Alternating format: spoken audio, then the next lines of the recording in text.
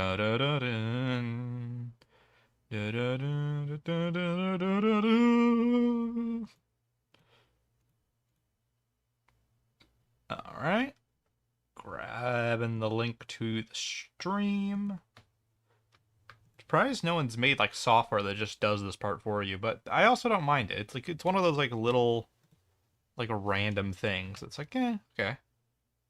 Early bird at SNG. Stream is live.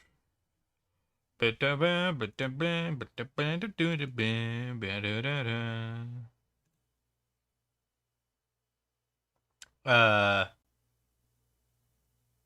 all right. So we have 30 minutes until the official next Finance Raise card game tournament.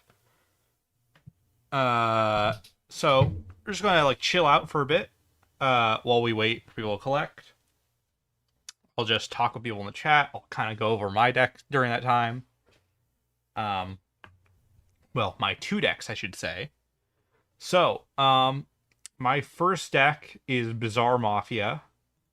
It is a Bizarre deck, which is the original card set made for the FNaF TCG. I mean, there's a bunch of original cards actually, but this was like the first. This was like definingly made for just the card game.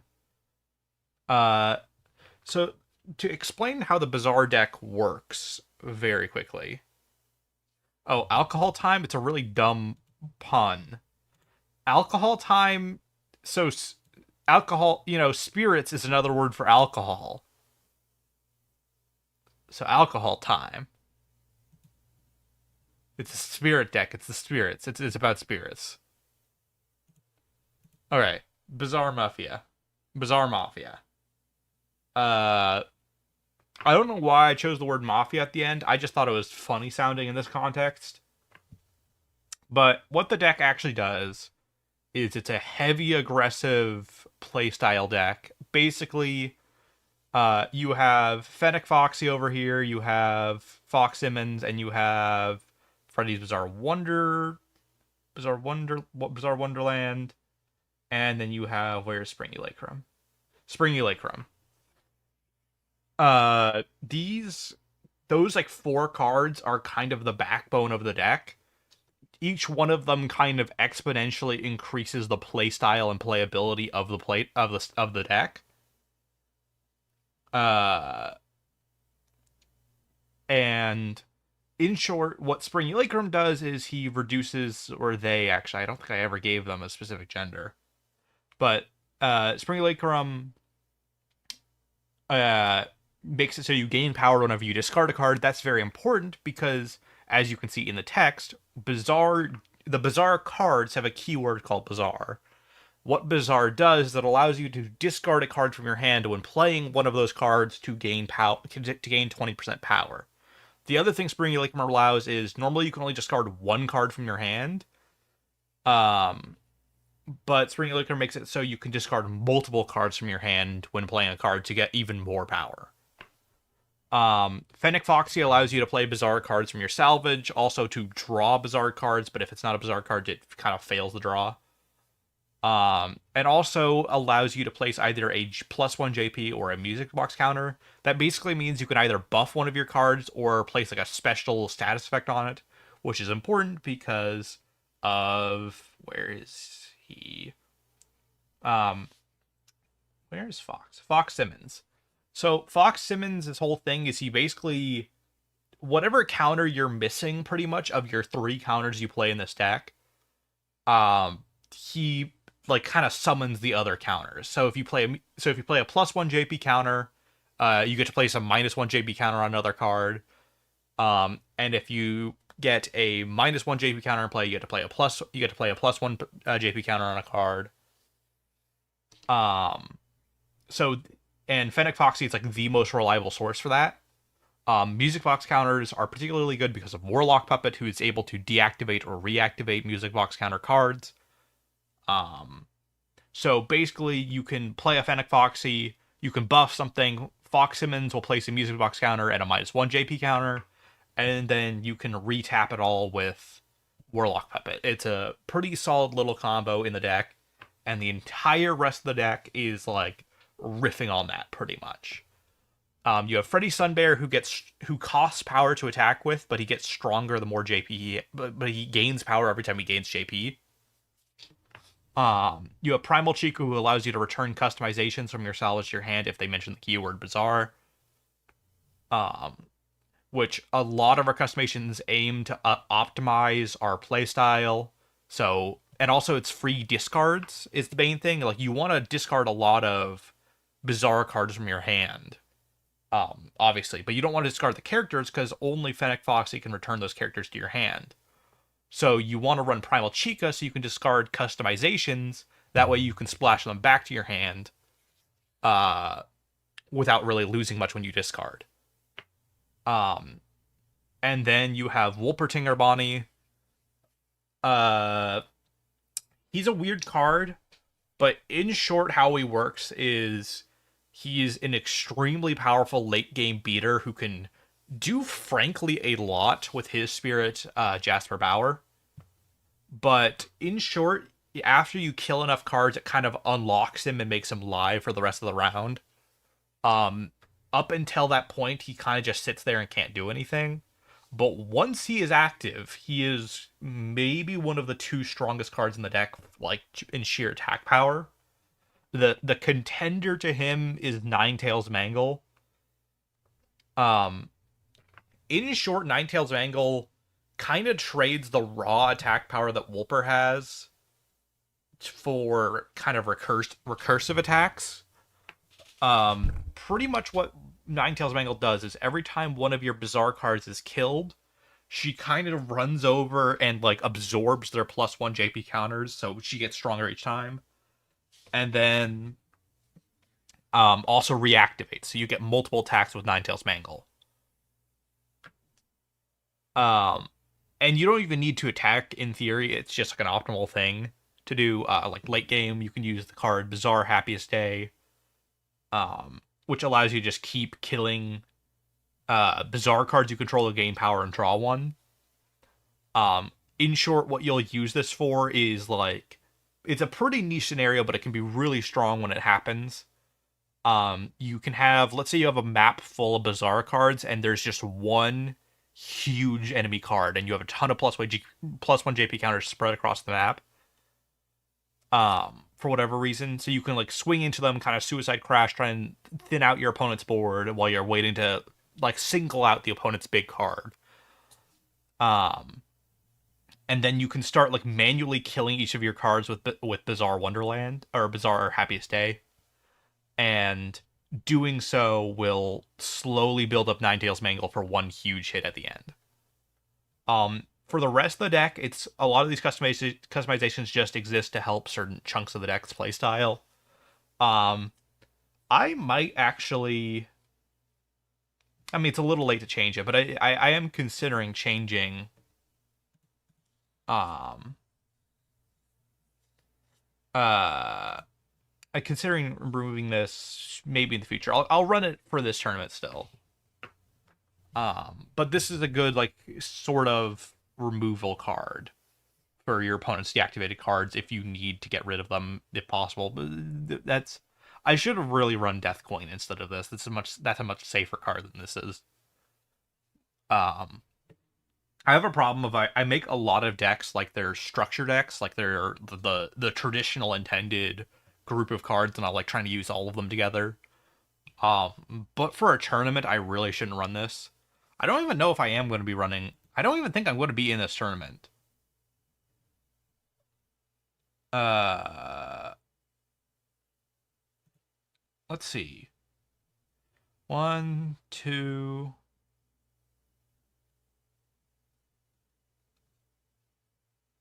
3, 4, 5, 6, 7.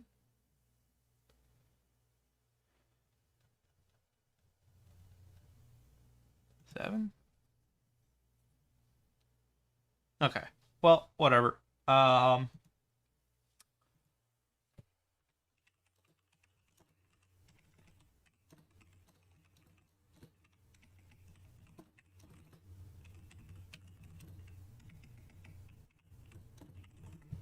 The other deck I might run if I do end up playing today is Clown's Bitch. This is basically just a sister location deck with Mangles splashed in a little bit. And like only three Mangles collectively. So okay, let me start adding people to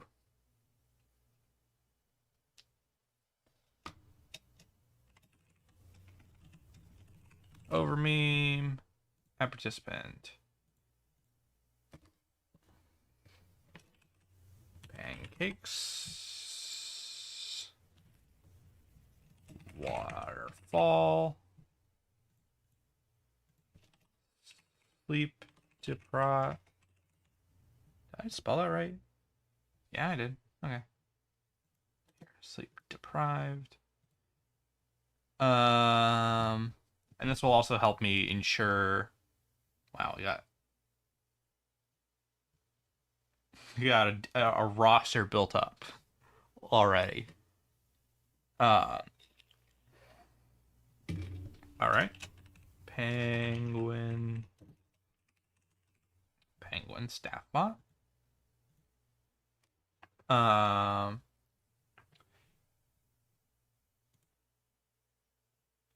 Yeah, I know that guy.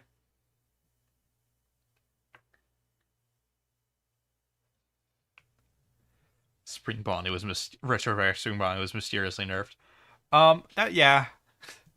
I mean, that's part of what the tournaments are for. They're kind of useful for.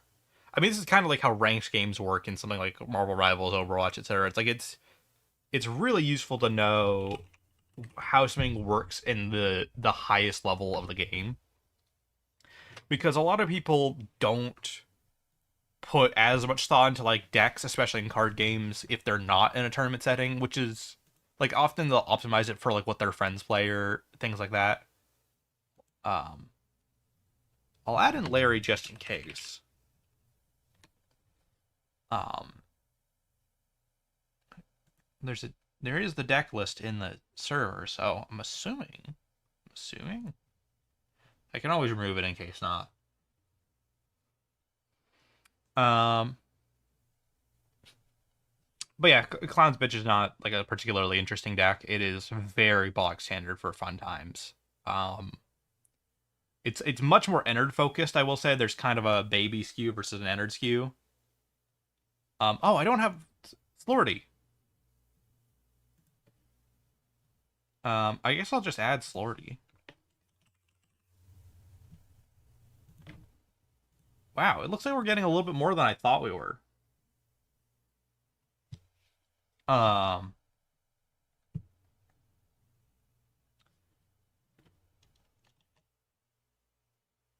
oh yeah, and then we got Jacket. Okay.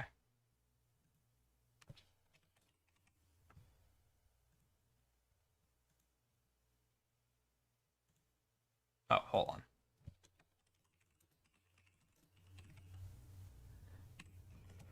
Important correction.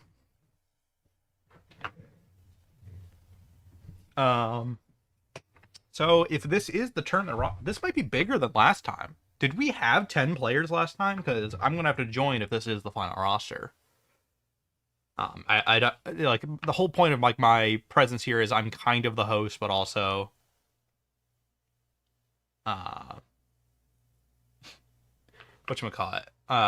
Like I can either drop out to even out the amount or participate if I need. Once again to even it out, like to raise the amount correctly. Okay, yeah, we had 8 last time. So yeah, this will be slightly bigger. I thought this was actually going to be slightly smaller. I was expecting about 6 players this time. Uh, Jacket's running a structure deck. That's funny. Um, so I guess it is a little bit worth like. Oh, am I still running controlled shock in this? No, yeah, there is a function this is useful for. I guess that's fair. Um, this card's a little bit of a complicated use case card. Um, in effect, there are times when you need multiple attacks to kind of allow yourself to get through an opponent's wall. This could be good for maybe sticking this on Entered LLC or something that's like something that's no, it sets them to two JP for that turn. I mean, any fun time this is useful for. Most of them are about 2 JP.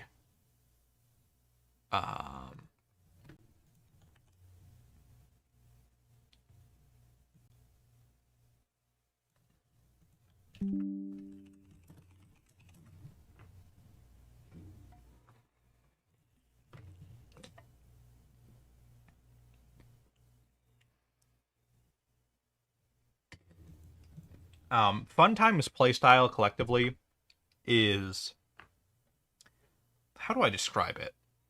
It's kind of like Bazaar, where it's very salvage heavy, but the main point is you have kind of 2 boss cards. You have Circus Baby and you have Entered. They play very differently, but kind of contribute to the same concept.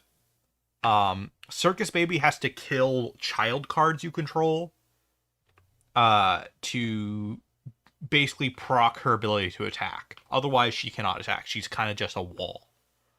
That said, when she does attack, she hits pretty hard. She's a 4 JP card that you can just throw out with no other requirements. She's a little weaker while deactivated, but other than that, she can hit pretty hard. She's kind of like a mini boss, is almost how I'd phrase it. She's a little bit stronger in the dedicated baby decks, because, you know, they have other effects to help get her even further into, like, the lead.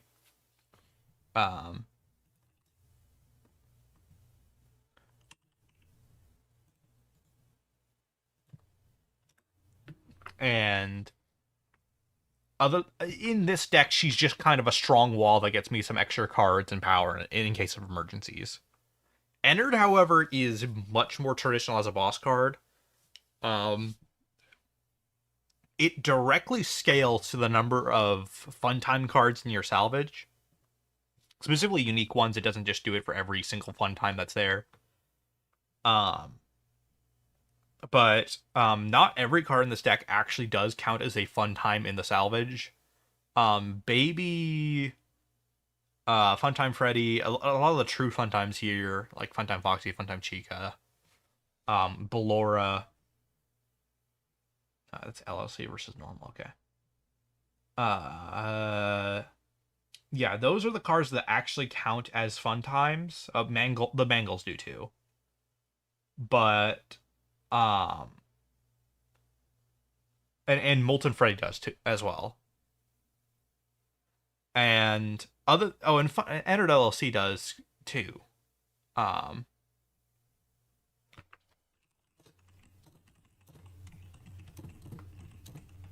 Might get Golden Prog in this.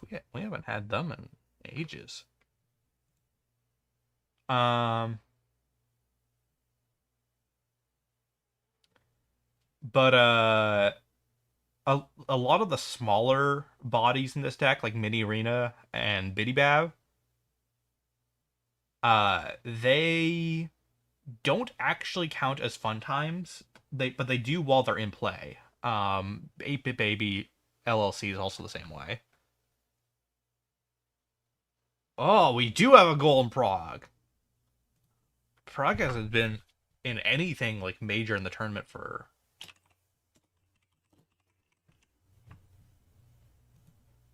Okay, that marks 10. So I won't be in this tournament then. Unless someone else joins.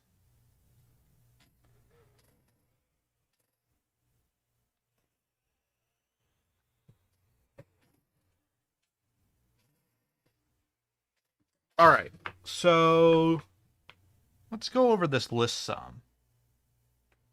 Alright, Overmeme, Pancakes, Waterfall, Penguin, T-Mix, Slary, Slordy, all are kind of current players. They've been on a lot of stuff lately. Larry a little less so. Larry's been on a bit of a break lately. But they are probably all the most familiar with the game itself right now.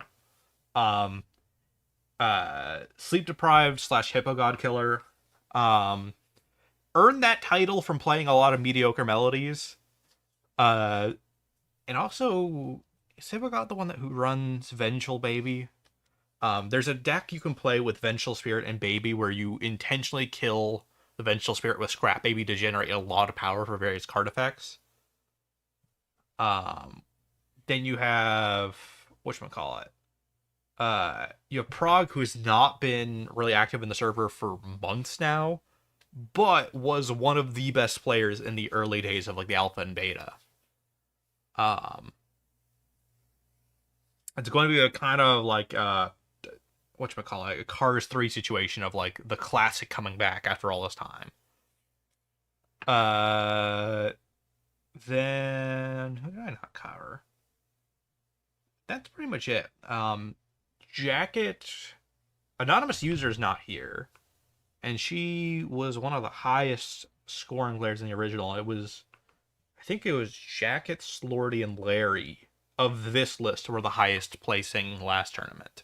I think Larry was number 1 last tournament, actually.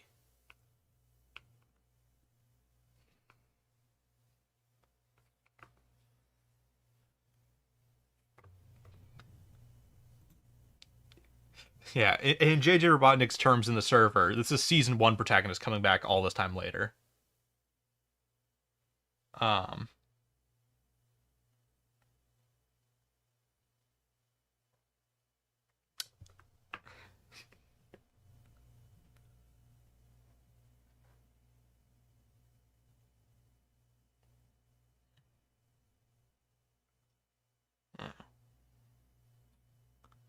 So, all right, this is a pretty interesting roster. I'll be able to bounce around like watching tournaments. Um,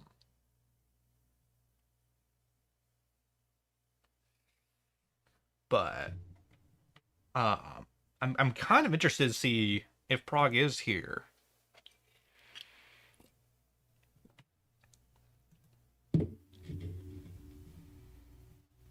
Uh, how the older decks will contend.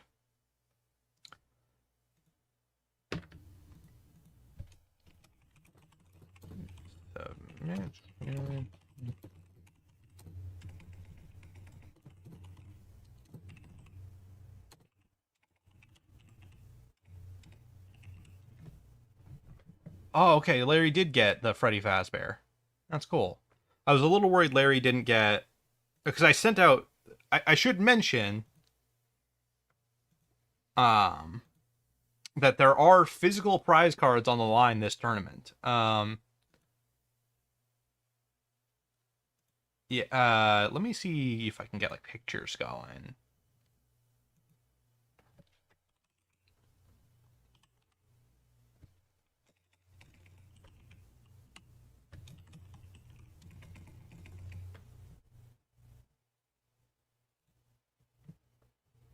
But okay, I can't.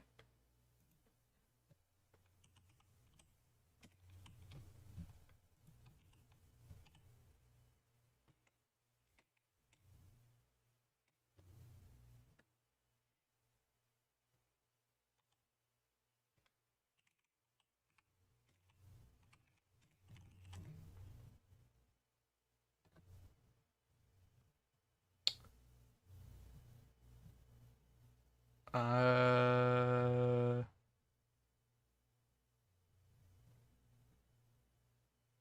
huh. Whatever. I was trying to look for.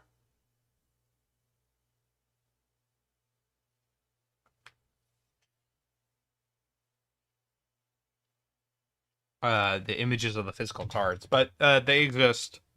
Here, I'll see if I can like message myself. Um,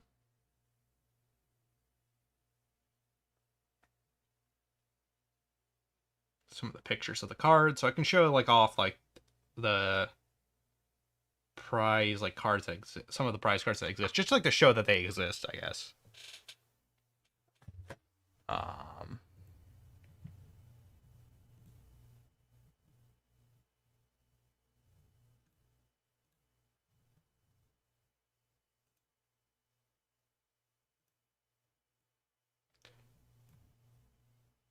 Okay, so yeah, this is an image of the Freddy Fazbear card, the physical print. Same with Bonnie, like Chica, etc., Foxy, Ghoul and Freddy. Like, just showing off, like, there are physical cards on the line. The winners of the tournament get prize cards mailed to them manually. Uh, yeah, I haven't done a Draft Town stream in a while. It's almost like I keep forgetting that I play a Draft Town. Um, but so how the prizing will work is the first place player gets to pick one card from the list. There's a list in the server you can find. It's pinned. Um, of whatever card they want from that list, and then they can get one bonus random card of my pick. You'll notice in the rules it says random in quotes.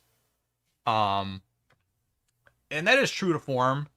It is random. Like, sometimes I do genuinely just pick a random card, but oftentimes I'll like, oh, what's a card that seems fitting for, or like kind of funny to pair with someone who won the deck, well, with whatever their decks were.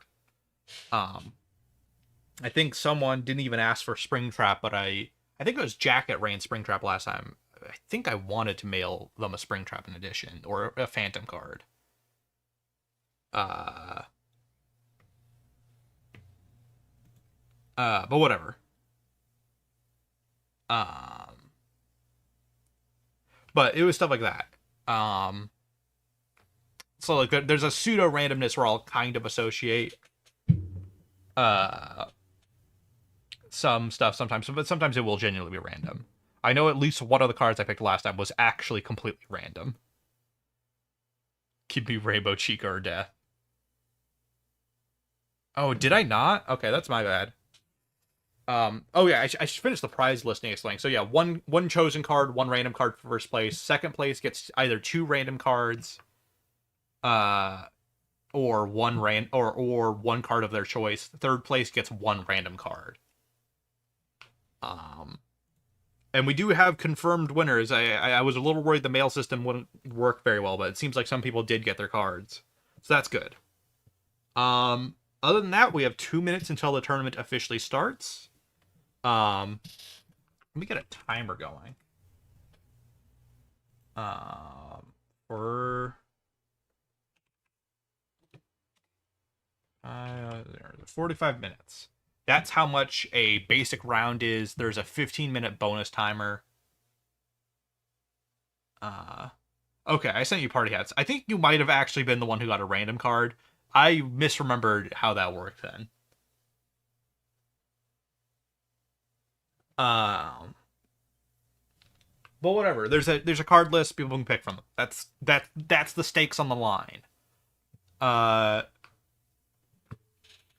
than that, it's tournament time basically. All right. So yeah, let me. This looks like it's the list. I don't see any reason it wouldn't be. Where's the start button? Okay, start the tournament.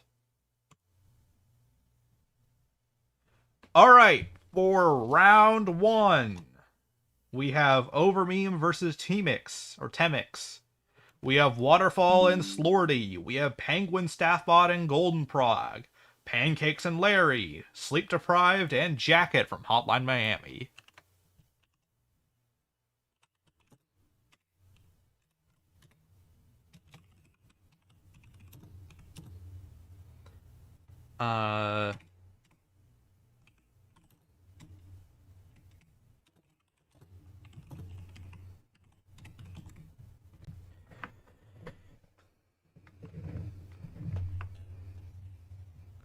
Dear God, Larry, it's just a post in the chat.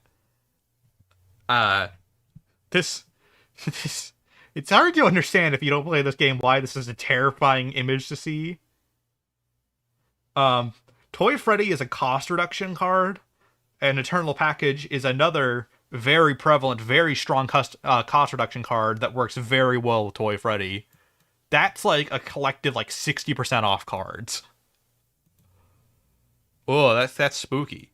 All right, untap, watch.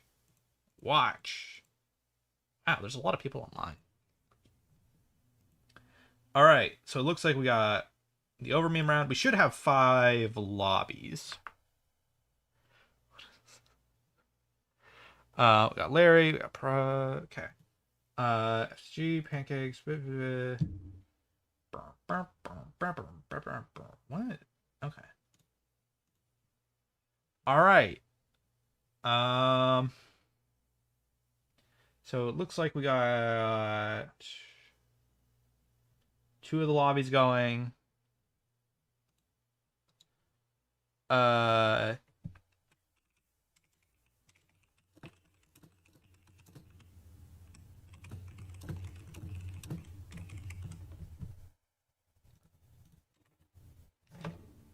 right. Looks like we got 3 of the lobbies down. Got 1. Looks like Larry's waiting on pancakes. Yeah.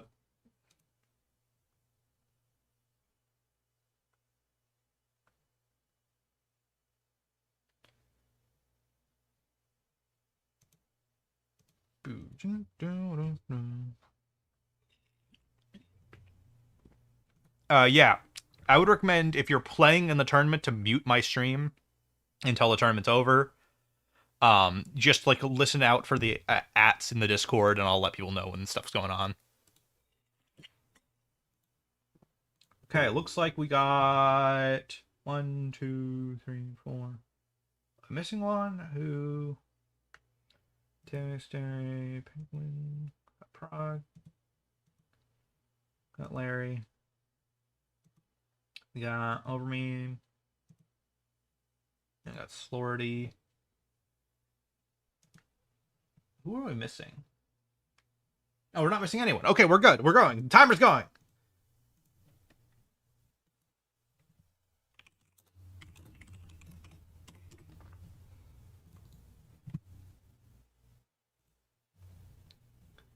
All right, timer is officially live. Let's start watching some rounds. Also, let me get the music going. All right, that should be nice, like subtle sound. All right, so it looks like we got Waterfall and Slordy here in the first lineup. Make sure to get your popcorn from the Fazbear Theater.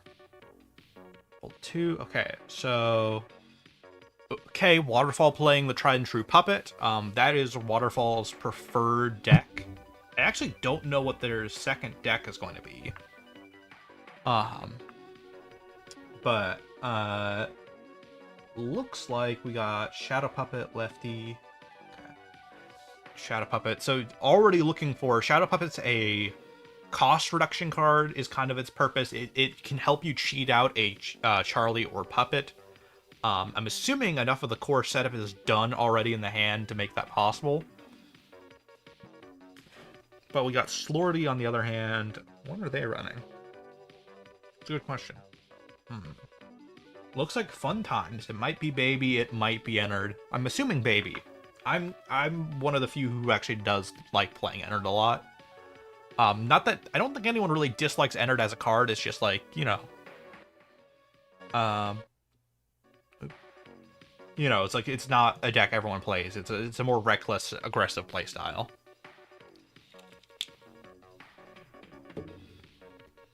Oh, Nightmare On out already.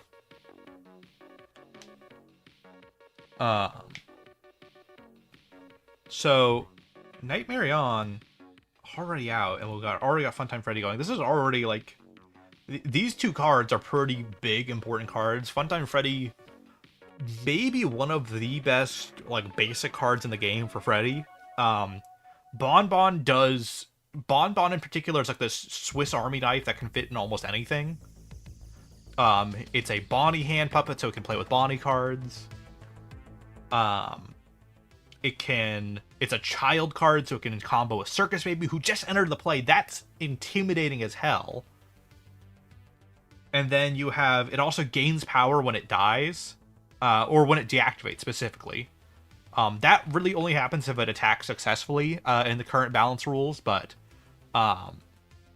it used to be even easier to proc that 10%. But it's also a 1 JP card, it's a front row card. It can be used for so much. It gains power, it procs Baby, it procs Bonnie, Freddy fits with Freddy and is a bear animatronic, so Toy Freddy can play him extremely cheap. It's a once per turn effect, so you can get them back pretty quickly and consistently, pretty much as long as Funtime Freddy's still alive. Bon Bon can be in play almost as a pseudo-immortal card. Then you got, let's see, Charlie just entered the play. Charlie, kind of spooky also. A great card for recursion in the puppet deck. She can replay Charlie or spirit cards. Pretty much. With the exception of other Charlie spirit cards. Which, to be fair, that's only to prevent her from recurring herself constantly. But one of her main effects is whenever she does this scrap replay effect, she gets to play a music box counter on a card in play. That's kind of the name of the game, especially with Nightmare on out right now. That's real kind of scary to see. Nightmare on gets stronger the more music box counters are on it. But then you have like this is kind of a clash of the titans. You have a bunch of potentially really strong cards in play right now, with Scarecrow Puppet has the effect Defender, so it can block from any lane. So even though it's all the way over here in the left hall, Circus Baby is still like liably blocked by it. But it does look like Slordy's going for the chip damage. I'm going to hop out of this round real quick. To go over to, let's see, that was Slordy Waterfall. Then this is Temix and Overmeme.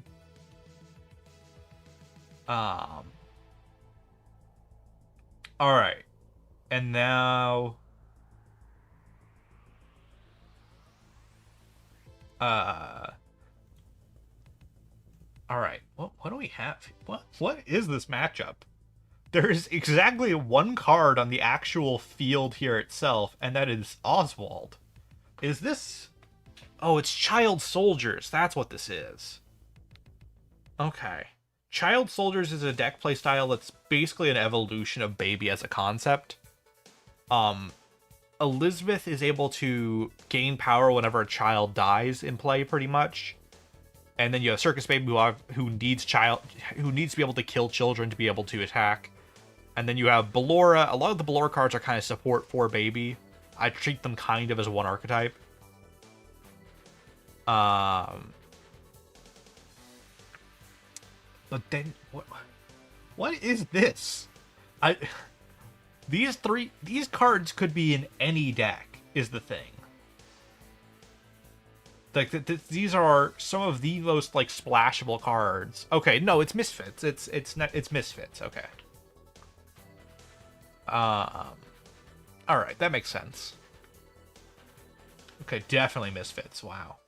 Misfits, also known as question mark, is a playstyle. You'll see that a lot of the core cards in this deck have the question mark type. They're kind of playstyles, a heavy sort of both deck mill playstyle is how I explain it. It discards a lot of its own cards and gets stronger the more cards have been discarded in their decks, pretty much.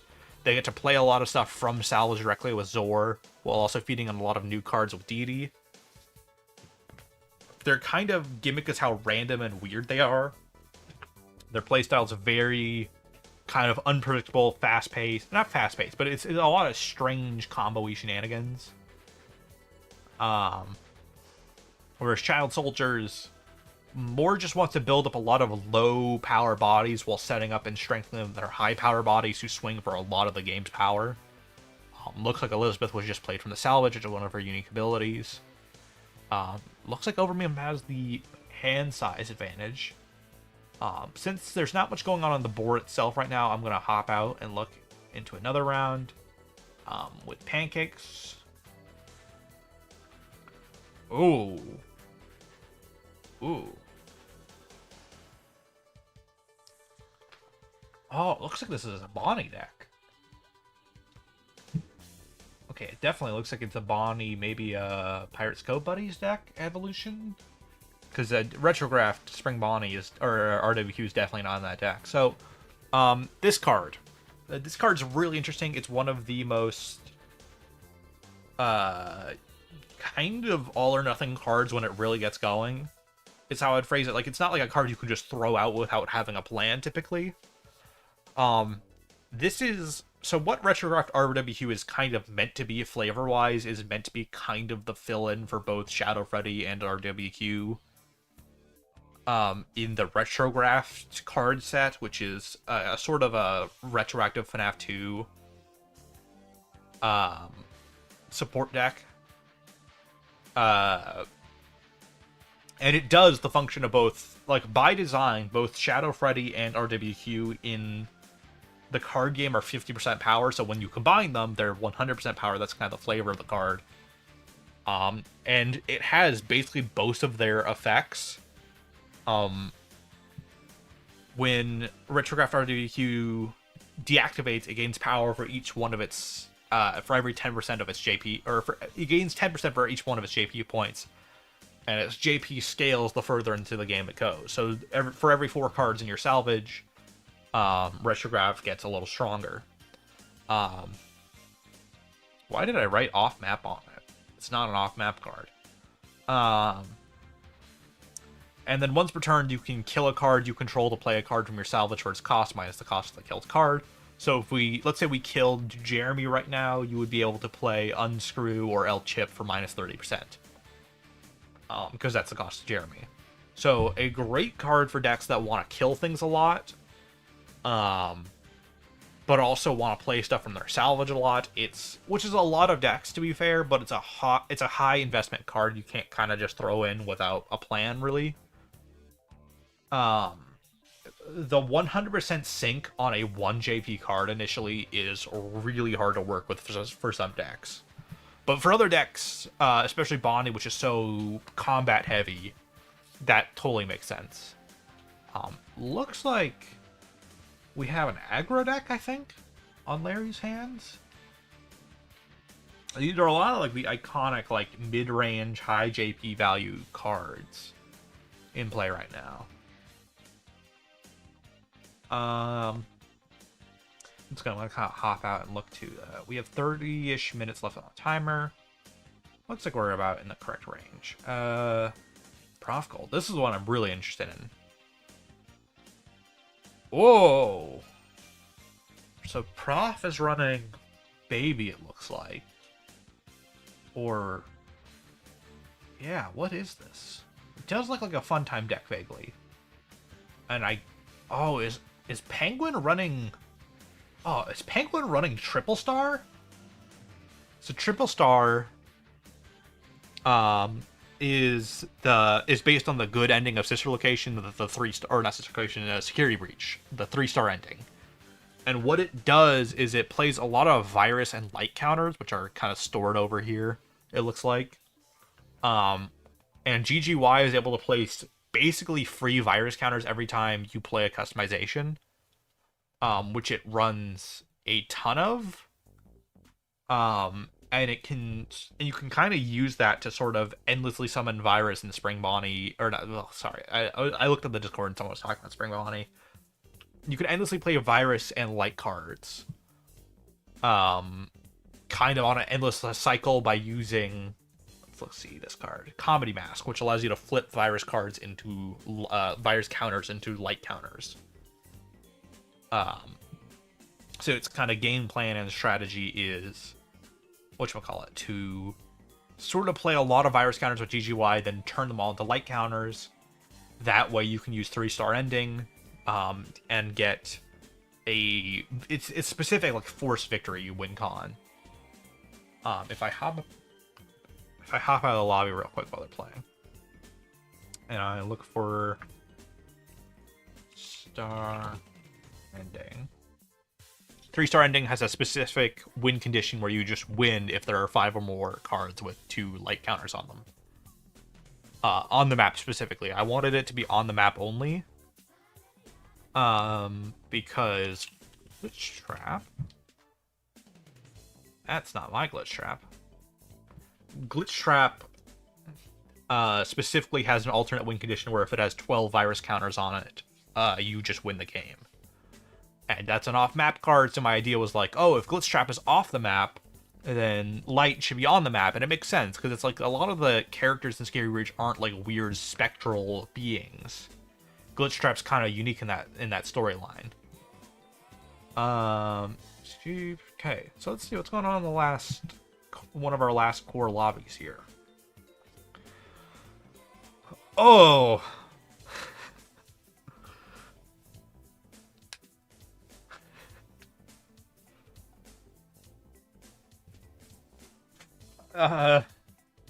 Looks like we have Melodies and Springtrap, I think. I think this is Afton versus Melodies. This is a weird matchup.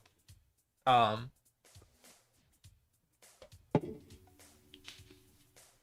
not going to say Melodies is the worst deck in the game, but it's certainly the most mediocre by design.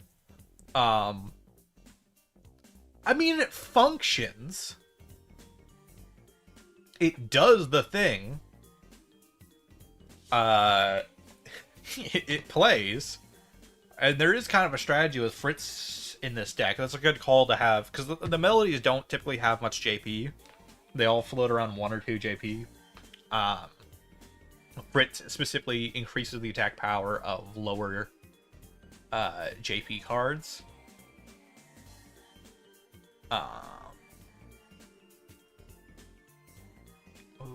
What is going on here?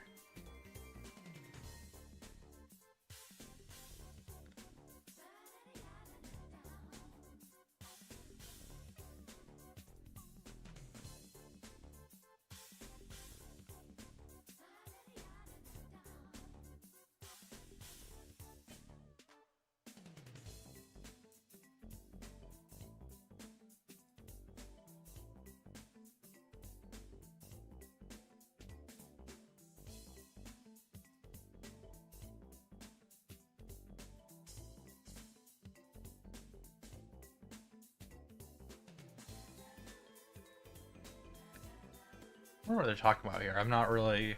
I feel like I'm missing a little bit of context.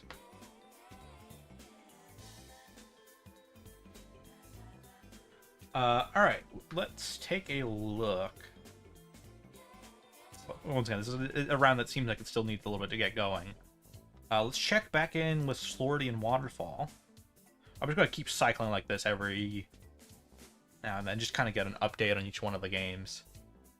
Looks like somehow Funtime Freddy was killed.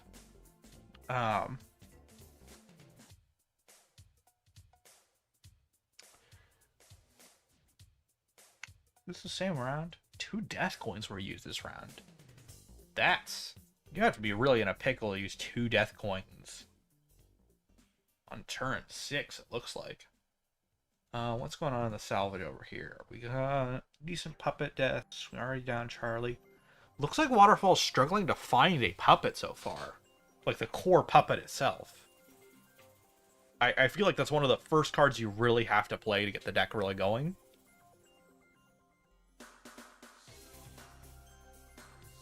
So it does look like that's kind of what the game is holding out on.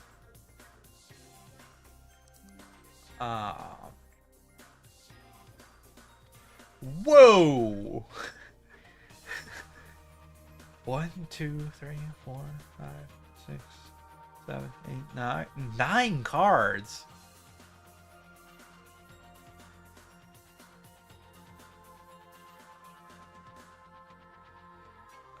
I mean, this deck does have heavy... whatchamacallit? Heavy draw power, especially with Gabrielle and Circus Baby, and also Crying Child. Like, those 3 in particular get you a lot of card draw in the deck. Meanwhile, we have Misfits. Balloon Kid can generate a lot of cards very quickly for a deck. One of the unique things that Misfits can do is it has a lot of self-punishment for effect kind of use cases. For example, Balloon Kid, you can take damage willingly to reveal a bunch of cards from your deck. Though the board is open.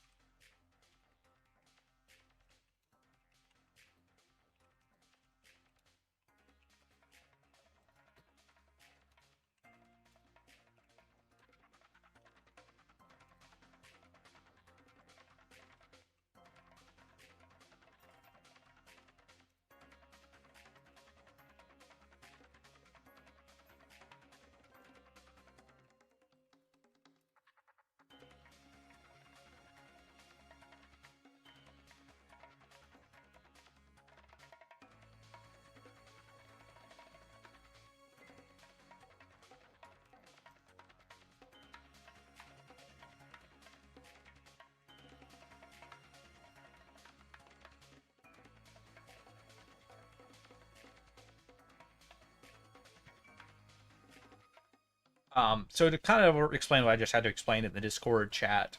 So about tournament placings. So, I'm just going to use. I'm not actually going to submit this as the real scores, but can I do 1.5? I think I can. Yeah, it does look like I can. So, basically, the timer system, since I haven't really explained this yet, is there's a 45-minute base timer, then a 15-minute overtime timer. You're basically allowed to play as much as you want, for up to 3 games, with the 45-minute timer. After 45 minutes, if you still haven't finished your best of 3, you can finish one more game with a 15-minute overtime timer. You can't start a new game after the 15 minutes have started. That's just for ending whatever game you're currently in, and also, whatchamacallit. It's also, like, if you don't win, if neither player wins the 15-minute overtime round, that's just counted as a draw for your total. So that would be half a point for the sake of the scoreboard. For both players. There is a benefit to going for that, but you'll obviously get less points than the maximum total for the game.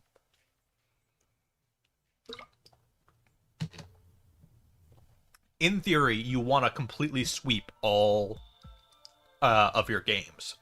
That's kind of the one drawback to the very stall-heavy decks, is you're at more risk of timing out in a tournament. Therefore, you're at more risk for not getting enough points. Whoa! But this is the drawback of the Balloon Kid strategy for Misfits. There's a serious risk that Temex will will draw out and deck out. In fact, both players are playing at that risk with how much cards they're drawing. Let me screenshot this.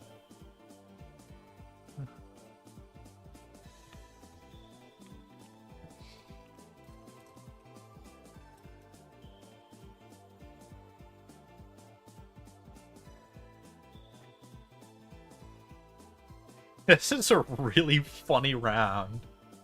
Just for the sheer quantity of card draw.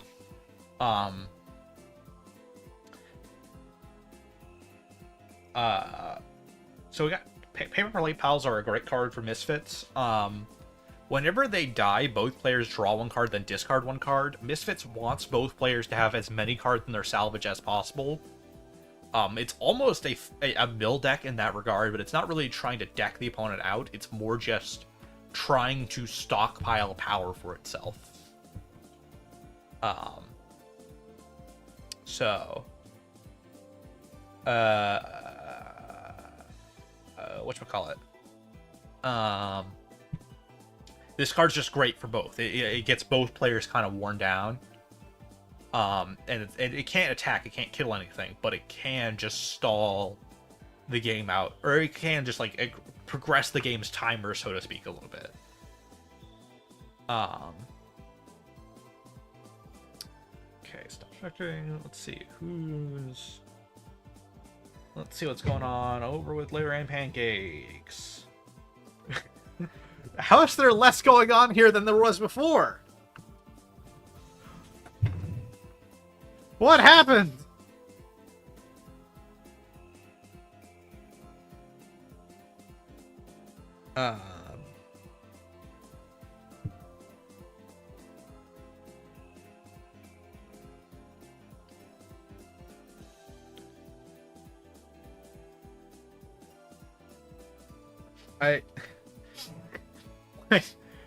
What? Where did the deck go? Where are all the cards? Oh, I think it just lagged. Okay, it looked like Pancakes just had nothing on the board. I'm like, how is there less happening? How did everything die?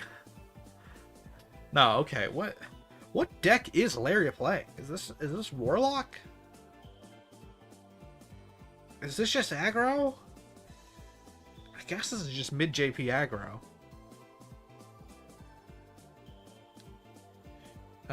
Okay.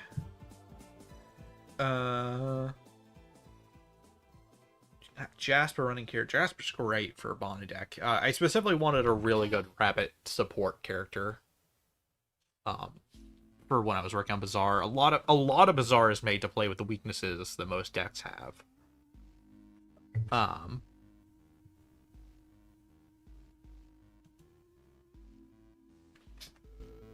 Music was just quieter than I thought it was gonna be. All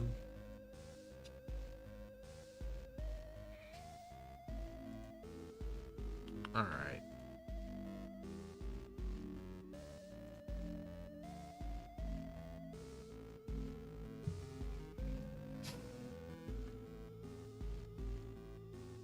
Still got 20 minutes left, so we're about halfway through round 1.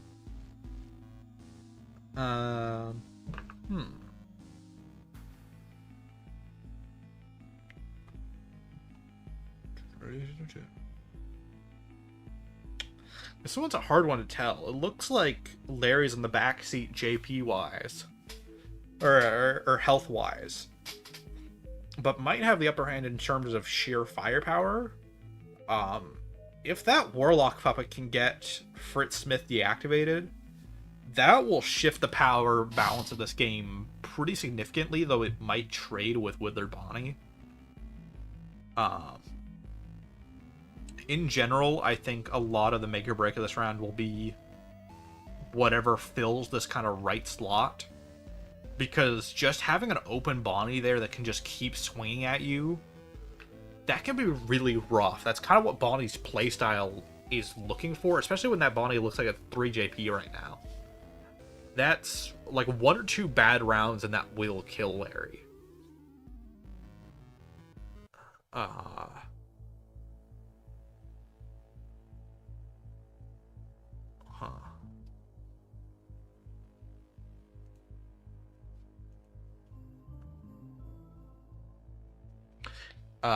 With this comment from Larry, this is an actual point that is interesting. Bonnie has been one of the rougher decks to balance in the game. I would say Puppet, Bonnie... I would say those two, actually. I was going to say, like, and Foxy. But Foxy just kind of needed buffs because he was power crept out over time. And what should we call it?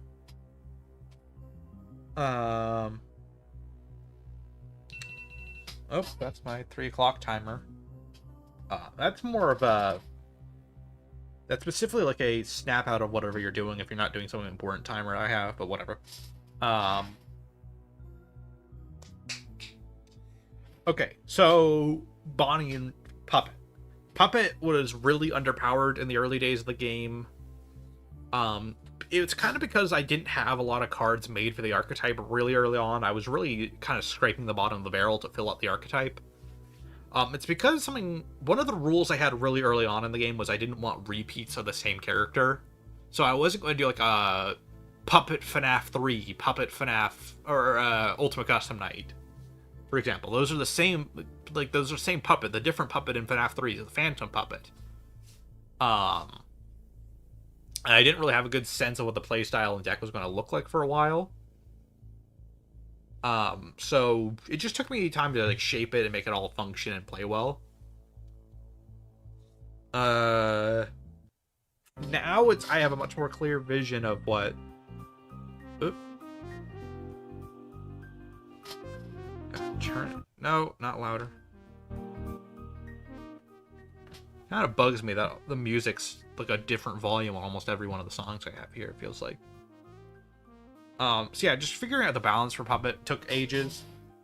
It took me time to shape what the deck would play like and what its feel is. It's now really unique in a way that's kind of hard to describe. I guess I would call it a control special effect deck, I guess, if that makes sense. I don't even know what that would be in like another card game's terms. I guess it's also considerable as like an alt win con sort of deck, but that's not really how Puppet works. Yeah, there goes down the Fritz. So now Nightmare BB can go for the kill.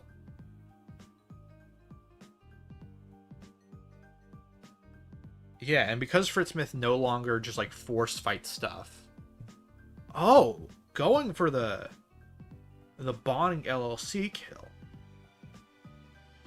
That's an interesting call there.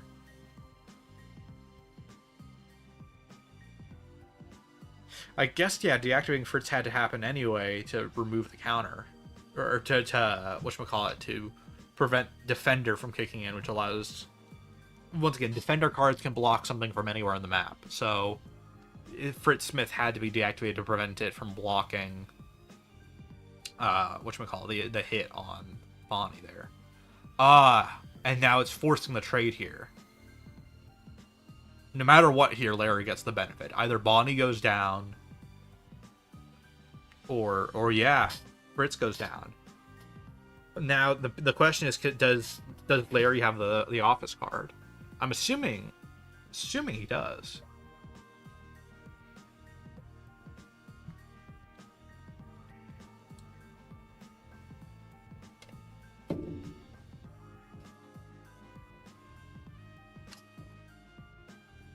Oh, damn. Oh. That's sad to see. So yeah, it looks like Larry has lost round one. Or game one of round one. Didn't have the office card, I guess. Alright. Let's go into another one. Oh yeah, Bonnie was hard to balance for like less obvious reasons. It was just because Bonnie was such a pun. Whoa!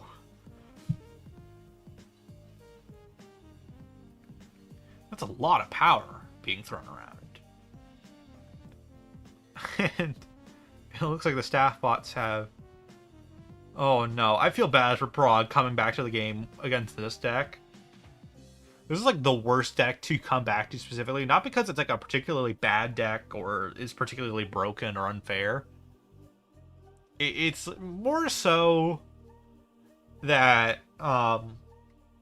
If you were inexperienced with this game and saw this, or not inexperienced, if you were experienced with how this game used to play, then saw this happen, it's kind of a brutal matchup. This deck ends up being very solitaire-like towards the second half.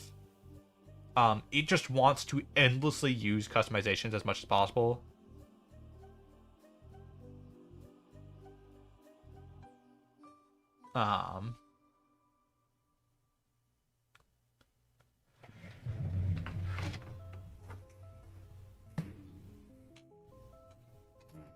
I feel like we should almost have like an alternate win condition just for playing this deck. Like a tournament term. Or like, hey, I got all the cards in the setup. I can literally do this without ever running out of power. Because that's what this playstyle basically does.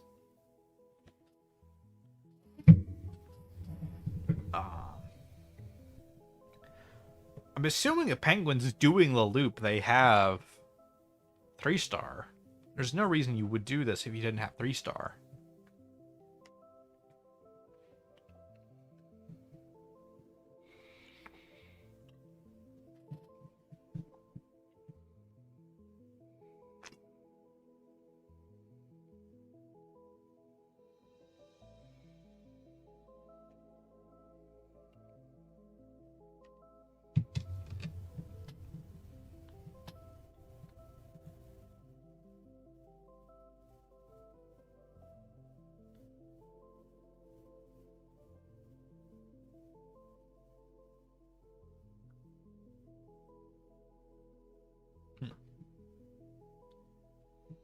Alright. So that round seems very brutal to be on the other end up against. Let's see what's going on with the melodies. Who knows what the hell is happening here?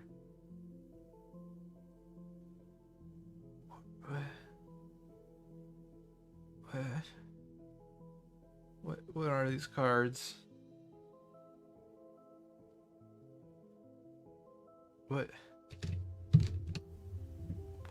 What am I looking at here? Okay, so Orville has 2 bread counters. That's what I'm concluding, is Orville has 2 bread counters. This is a stupid gag card. Like, all the melodies are gag cards.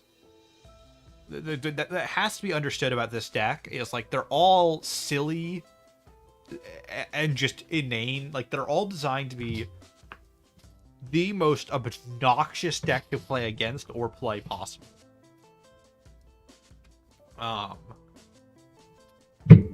Like, there's so many weird little conditions to this deck. Ned Bear generates power and gets vaguely stronger. On certain conditions. Orville plays cards, like, for cheaper. Vaguely. Oh god, more cards are just, like, appearing. Okay. Oh, I just realized what was going on down here. So it looks like Michael Corpse is wearing Spring Bonnie. Wearing is a mechanic in the game where whatchamacallit, characters, like stuff like the Springlock suits can be worn by other characters of like the matching requirements. So like Spring Bonnie can be worn by any adult human. So it looks like Mike Corpse is being used. That's a good combo because Mike Corpse is really hard to kill. So having Spring Bonnie being worn allows it to get a little bit of chip damage because Spring Bonnie has 1 JP while Mike Corpse doesn't. The other good card to wear with Spring Bonnie, I would say, is William, because you get kind of a disjointed 2 JP card that's in the office. And literally, like, anything that happens to either of them is a benefit. Like, they can kind of all die and will still work.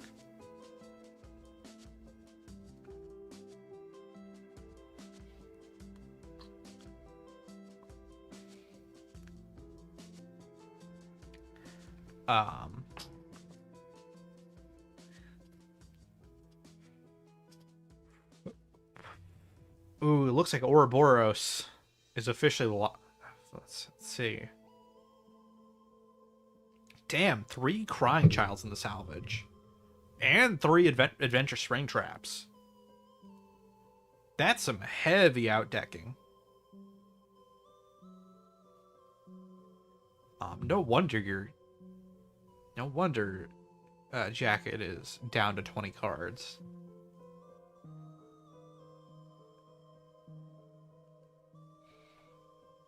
Got 8 minutes left in the timer. Okay, let's flip around back to the original round of Slordy and Waterfall. Looks like this is game 2. Yeah, that lines up. So it looks like Waterfall's pivoted to Retrographed or Mangle. Yeah, no, I'm thinking this is Retrographed.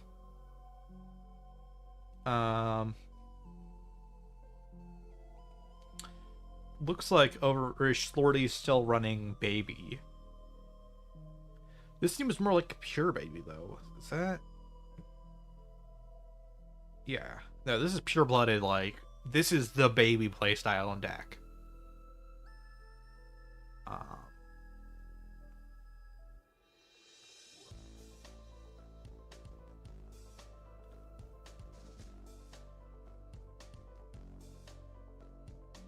Ready? Okay.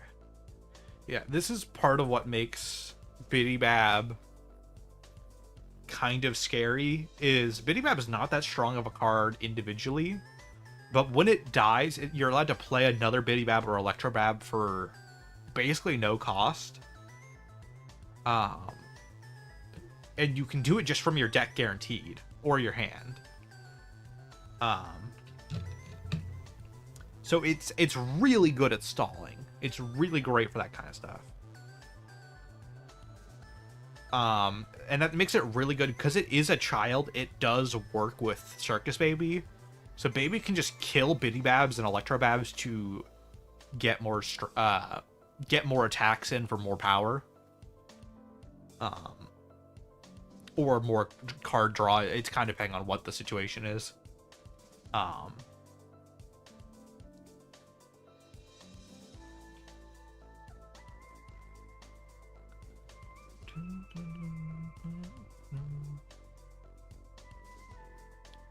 Retrograph is kind of a funky deck.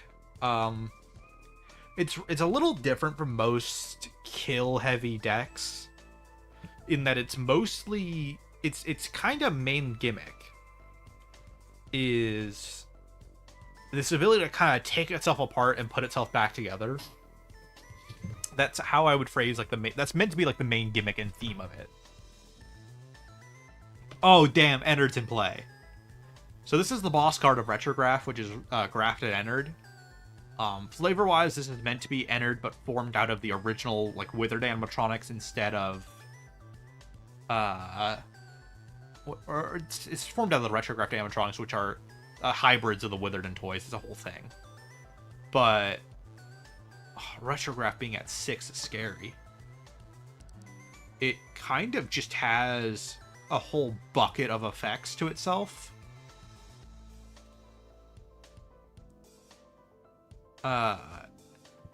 Twice per turn, it can use any of the per turn effects of the cards in its lineup.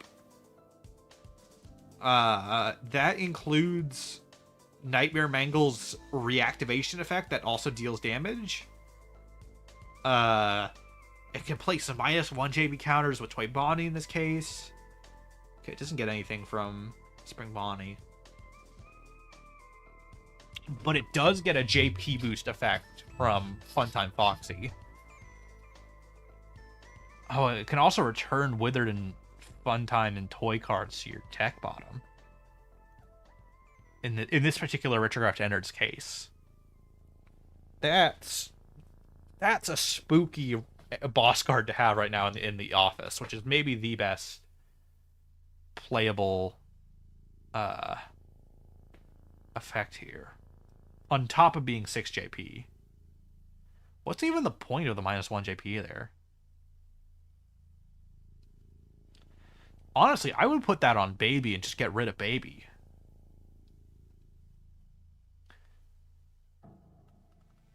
Oh, it's fun time. I think I'm procking what's happening here. I think Waterfall wins this.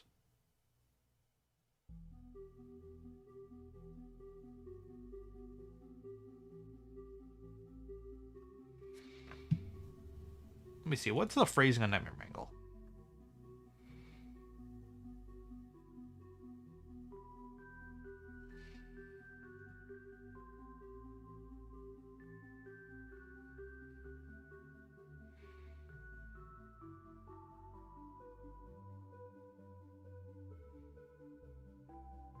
I don't think either of them realized they could have won with that. Waterfall could have won with Grafted Ennard right then and there, but I'm not gonna like pitch in and clarify that. I think Waterfall wins this regardless. Still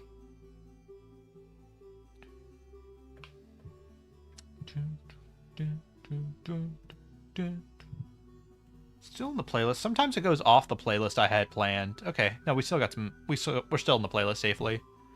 I think Gracefully Into the Abyss is one of the best tracks. Like, it just has, like, this... This is exactly what I feel like FNAF's minigames should sound like. This weird kind of melancholy, mysterious tone. This is what I think of when I think FNAF. Let's see. Anything going on in the chat? Ooh. Retro Ennard going down. That might be game busting.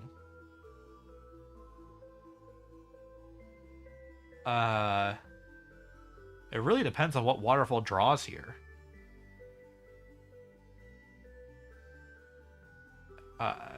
Anything with aggressive will win the game pretty much.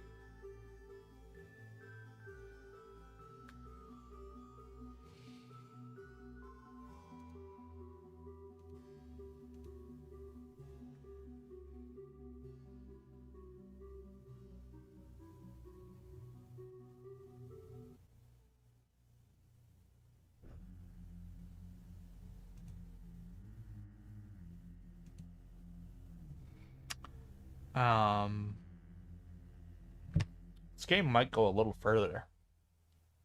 It's kind of a chip damage competition now. Oh, a Nightmare Mangle in the back.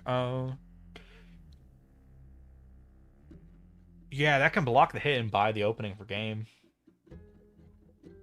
In theory. Gains power. Alright, Slordy, do you have another card in your office to save you, or...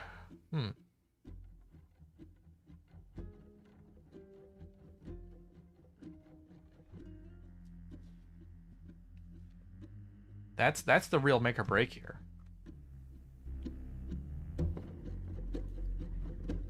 I'm invested in this round. I want to see how this one ends, but it looks like Slordy's thinking.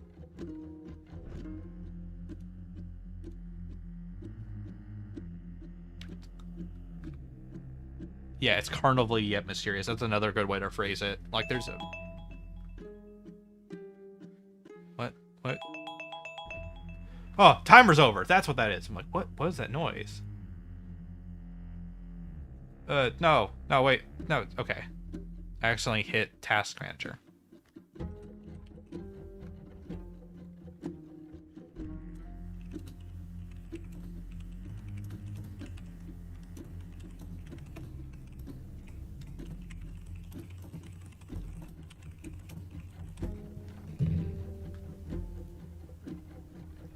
Alright, so I just notified everyone that the 45-minute timer's up.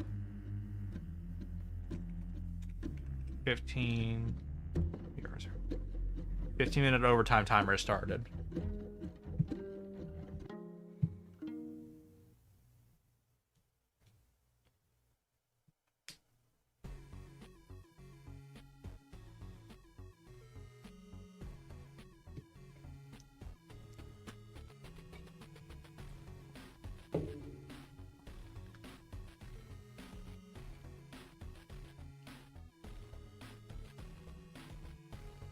This really is a stall fight here. It's like it's all about who can get that final little bit of damage.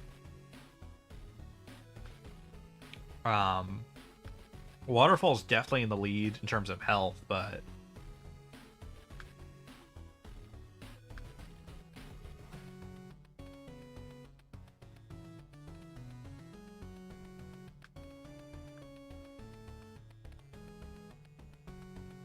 and I just realized that Grafted Ennard couldn't even win the game there even if it had the time to proc the Nightmare Mangle effect.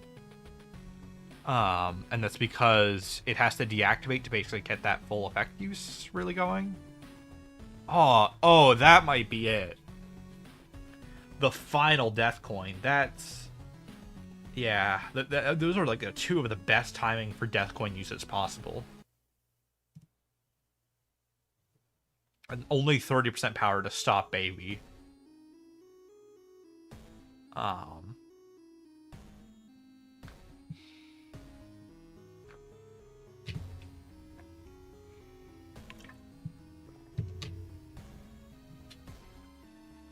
Retrograph Puppet's not a bad card to play.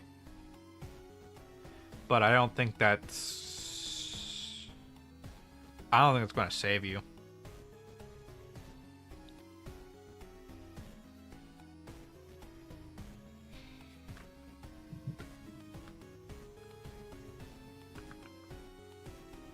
It's Retro Puppet, which is also another scary card.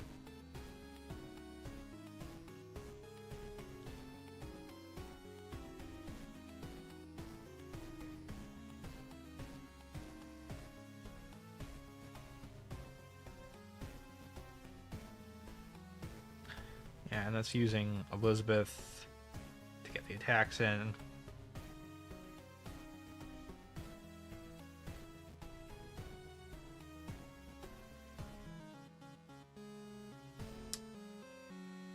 I guess the question is, could Waterfall stall the last 2 turns that the baby needs to win? Oh, that might be it.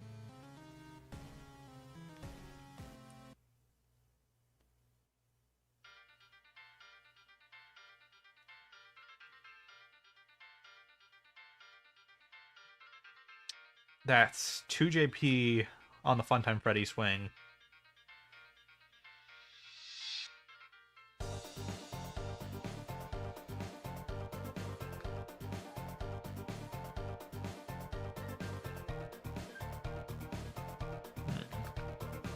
Yeah, that's kind of sad to see happen. You turn down the music again.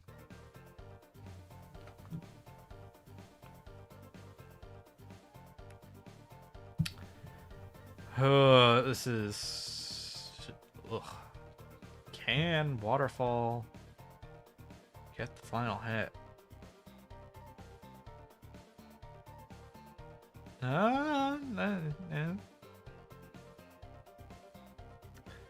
Yeah, okay. It's Funtime Foxy. Not a bad pick. That does buy Waterfall another turn. Can't... Oh, if Waterfall can play Ennard off of this, actually. So what Funtime Foxy 87 does, also known as Unmangle, or Toy Foxy. Toy Foxy can replay a card from your salvage for the cost of a card for its cost minus the cost of the card it kills. So in this case, if a Funtime Foxy kills Funtime Freddy, it can play any card from Waterfall salvage for minus 50%.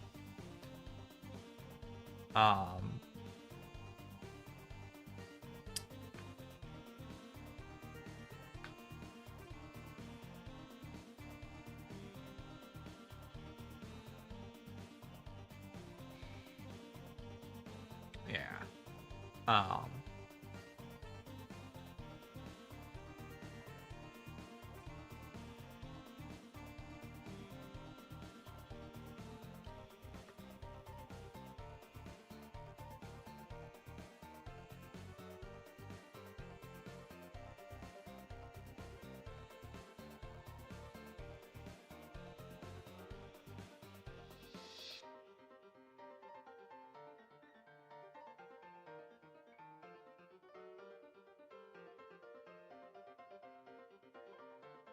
Had 1-1. I found a 3-star. Game 2.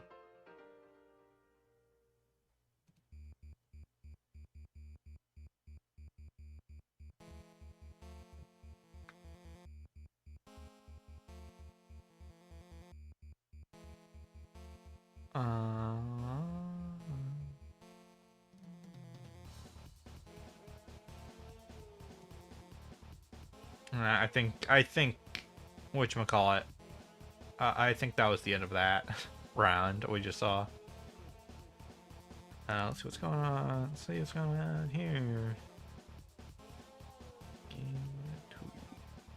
Pancakes. 8 minutes left. Kofefi.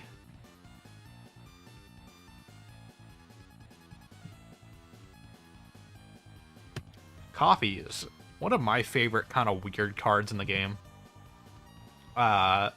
It wasn't great for a lot of its history, but I buffed it lately to be a lot more playable. It really could only be played in this one slot on the board previously, but now can be played on any of them. That was just kind of a little buff that I thought was really nice, and it really does come together in like the long term of the game when you can use it much more freely and openly.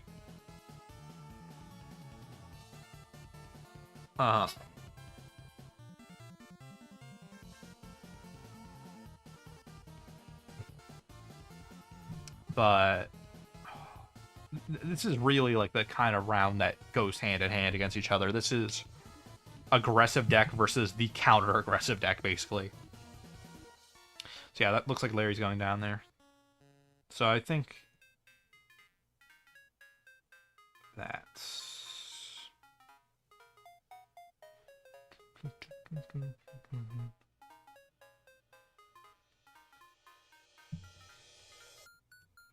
really should have more. Okay. Looks like we are...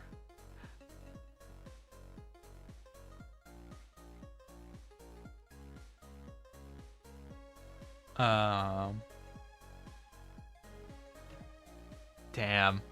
That was a good Misfits round. It looks like if we pull up over in the Discord server here, this is Overmeme's recap of their round. And yeah. Oh, that's rough. To have, like, Misfits is one of those decks that gets really strong.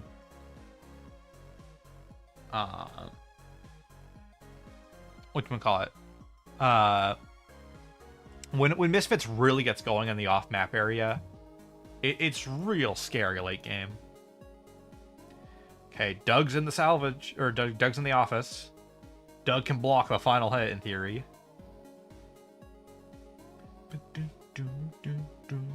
Oh, but there's 3 hits coming in. Yeah, that's game.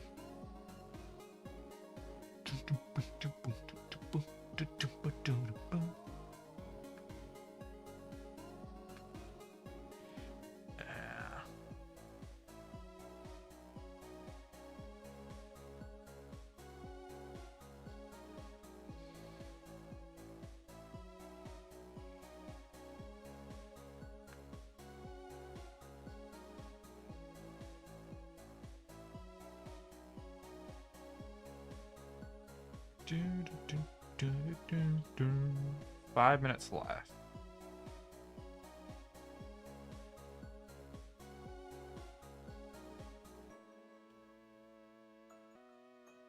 Like, Larry just loses here, right?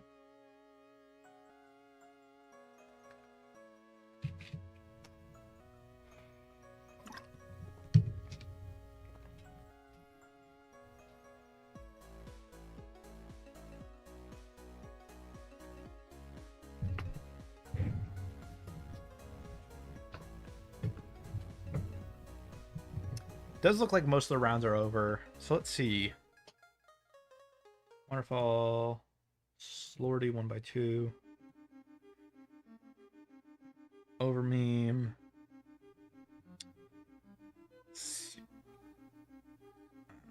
10 minutes, so that means 10x 1x2. And Pancake look like they're winning.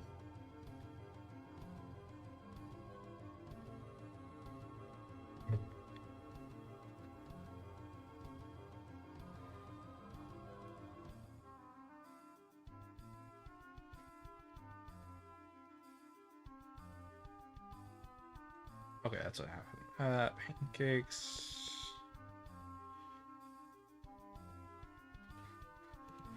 Let's take a look, because I'm thinking... Let me look at what's going on in here.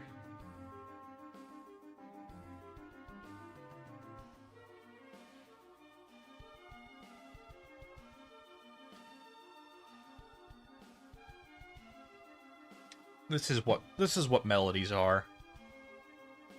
This is just like the endless cavalcade of stupid cartoony characters is what melodies is built around. Is this still game 1?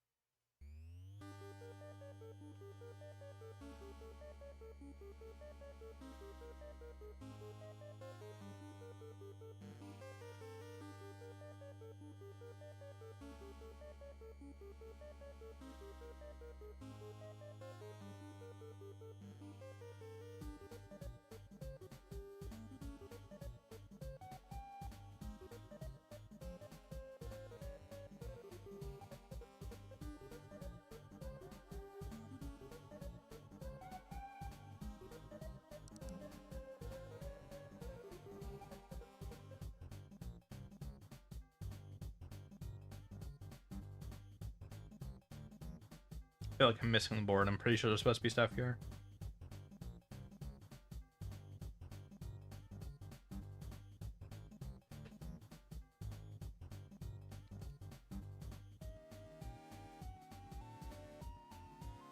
Yeah, there it is. Okay.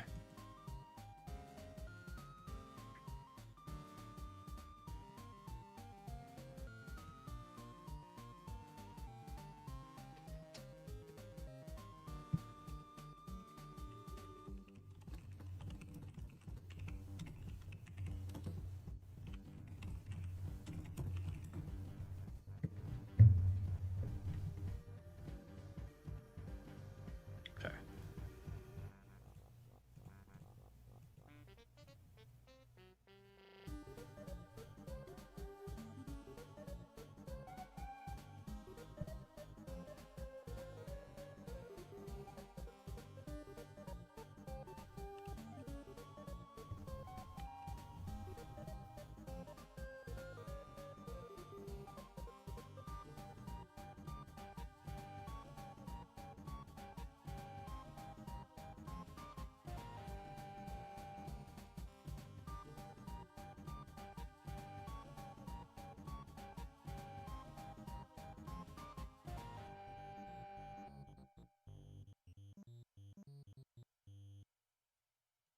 Still going. Am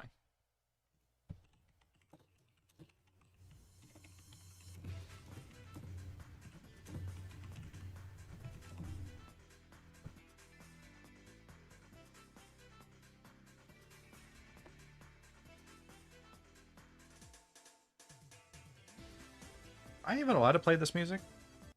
I really like this music, but I don't know if I'm allowed to, like... I don't know if that's in the... like, I don't know if that's copyright or not.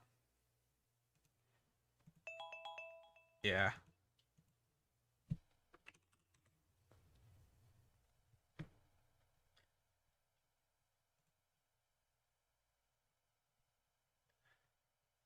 Smarty02.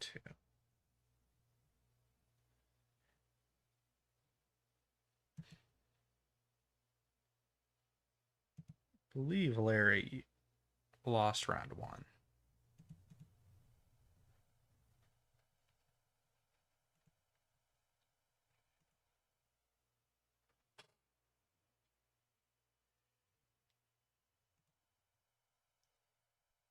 Uh...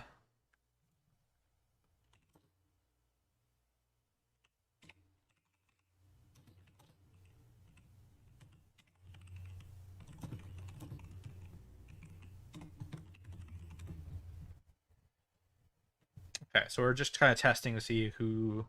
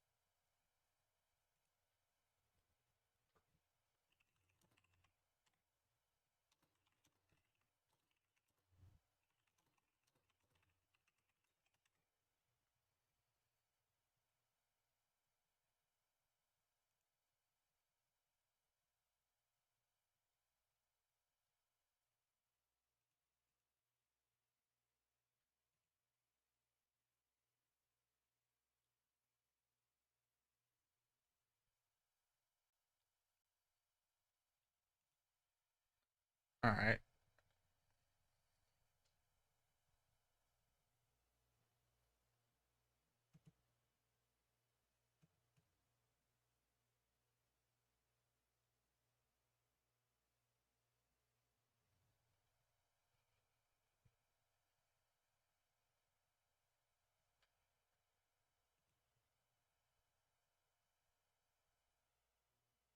Can you turn it up a little bit? Yeah, I will. There's no music playing right now. Um,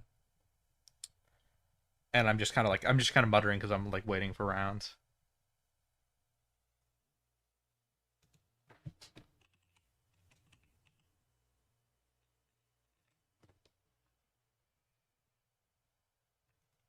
All right.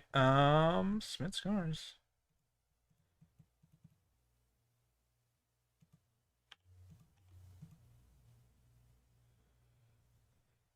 Yeah, okay. All right.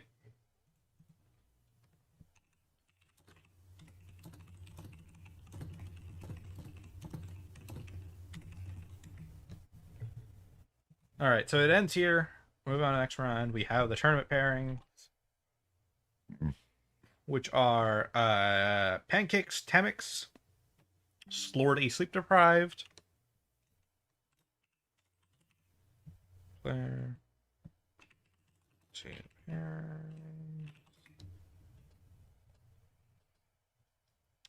Pancake Temix, Lordy Sleep Deprived, Penguin Staff Ball Jacket, Larry Waterfall, Overmeme, Golden Prog. Um,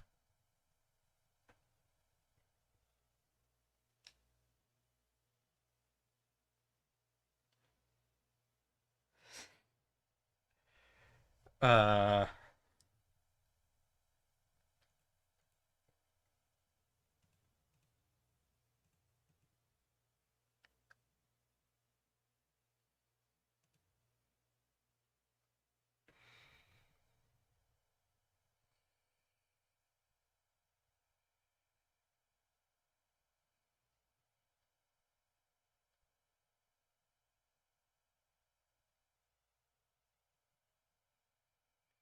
oh, Slordy making a promise over in the Discord to kill as fast as possible. All right, looks like we have all of the lobbies up. Once this whole list disappears, that should mean everyone's in the watch section, which means the round should be actually going.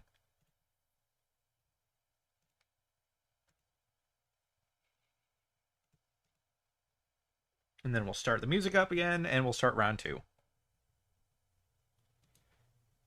All right.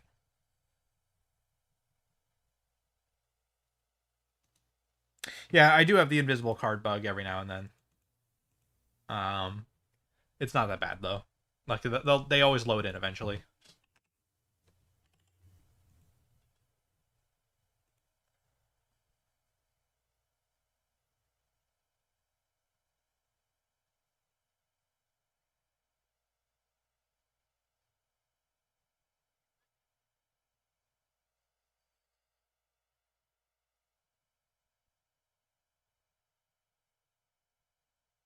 All right.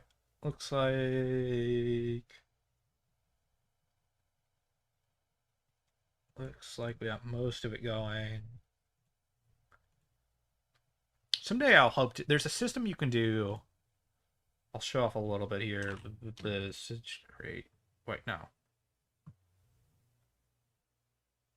Customizing. Yeah, you do something called create cube, which can be used for drafts. I really want to do that someday, so I can do like a tournament kind of system. Actually, can I like make a tournament with this? Okay, yeah, that's just a draft. Whatever. Okay, looks like everything's going.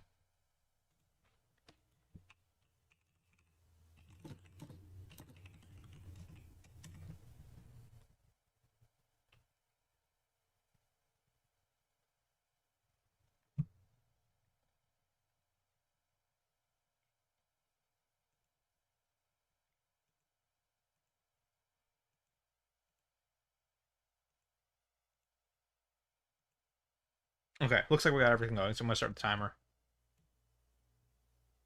Um, all right. Looks like we're officially heading into round 2. I'm kind of cozied up with a blanket for the stream.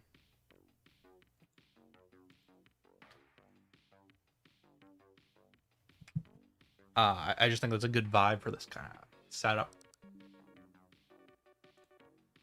All right, let's watch Pancakes Temix. Looks like we have Misfits with Temix again. And something with Pancakes. What am I looking at? Is this Eternal Package? I'm trying to think what deck could run this gambit of characters.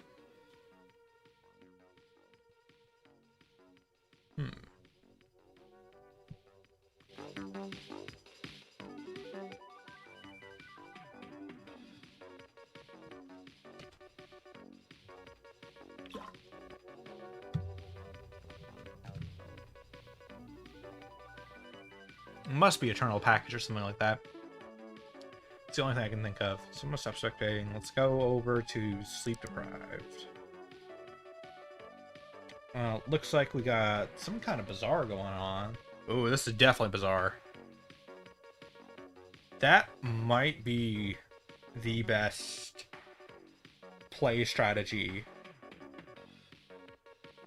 against...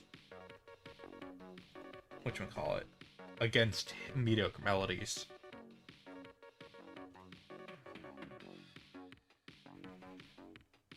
Let's see, what are these two running? Overmeme running Baby Bazaar. I think this is just aggro though. And Prague is running Baby.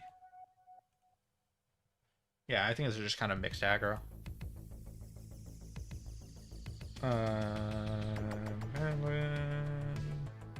Looks like Jacket's running Afton. Let's see what Penguin's running.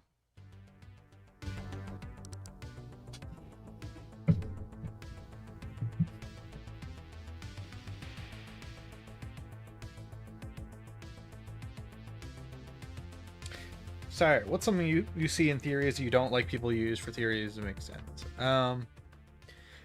I stand by Robot Kids, I think, is the most hastily used concept in theorizing right now. Or it was. I think it's died down a bit.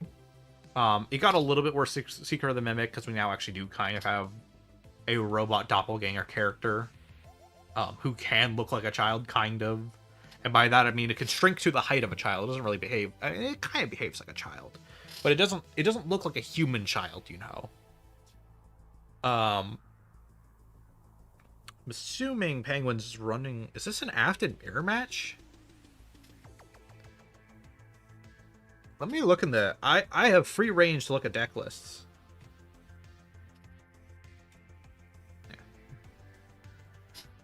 I guess. So let's see. What's Jacket's decks are Misfits and Bazaar. So yeah, this is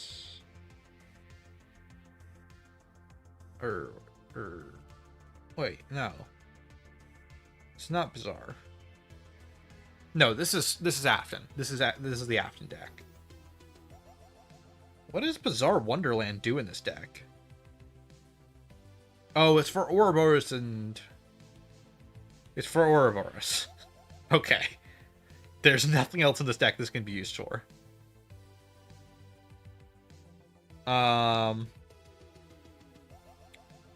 So that's the Afton deck. What is Penguin's 2 decks? Okay, it looks like this is a Spring Bonnie mirror match. But Penguin's deck seems to be a little bit more on the stall side of Springtrap, while Jackets is going more for Ouroboros, which is more of the attack side. Okay, that's interesting. That's gonna be a really slow matchup, actually. Okay, now let's see what's going on with Waterfall and Larry.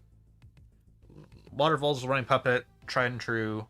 Larry's running mid-range aggro. Let me look at what Larry calls this deck.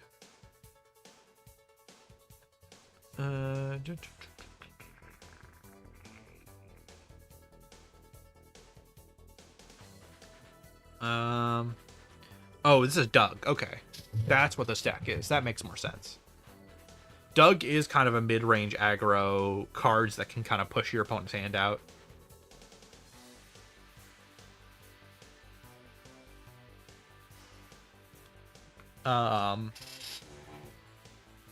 Let's see what's going on in this round. So we have... I'm assuming Larry doesn't have Doug yet. That's the only way I can explain the effect usage here. Or maybe just not... Maybe Larry's just not prioritizing the mill half of the deck yet, and it's just kind of focusing on getting the strong base going, which I think is a fair strategy. It is kind of on a timer right now, because Puppet already has one counter on it. And we already have two of the... Ugh. Oh, no. Already having Security Puppet and Lefty out with Adventure Puppet. That's, like, most of what's needed for the Puppet. Like, one Grandfather's Clock is kind of a missing component here. I mean, it's 7 cards out. It's not 5 anymore, but it's still... Okay, hey, Doug is live! Oh, okay, so pretty much the whole board...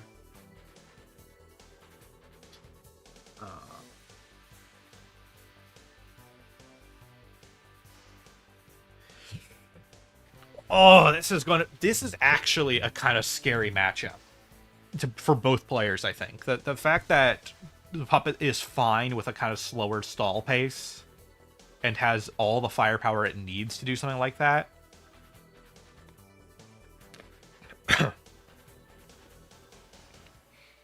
And then you have the Puppet itself, which whatchamacallit.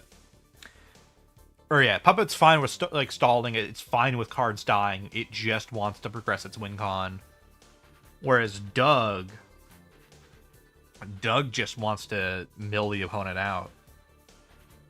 But it's also going to, like, giving card advantage to the Puppet can be kind of a tricky balance. Let's see. No, this is the round I was already in.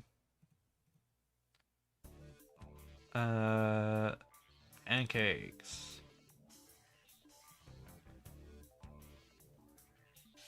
Okay, I'm assuming the cards.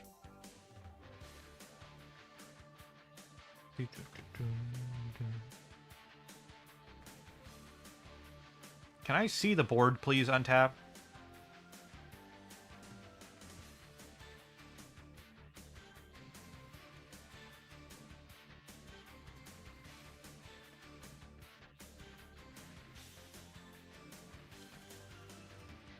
I know there's... Oh, wait, connection terminated. This might actually be the board.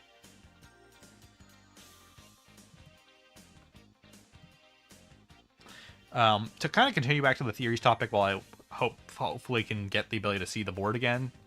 Okay, no, I'm not missing anything. I think just connection terminated to wipe the board. I think Robot Cuts is still annoying. It's a complicated idea that does not fit a lot of use cases narratively. But it does... It is good plaster for rough spots in theories, if that makes sense. If you want to do like a subversive, like, wow, what if this is actually this? Robot Kids is great for that niche, and I hate it for that.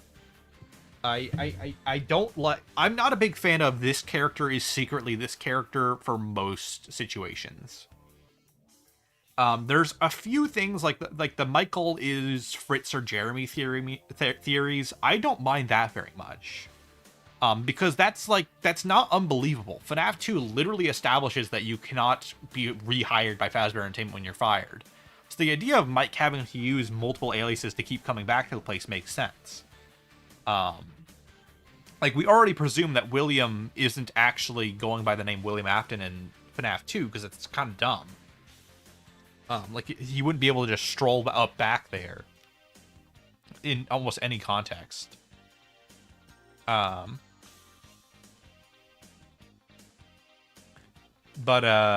whatchamacallit?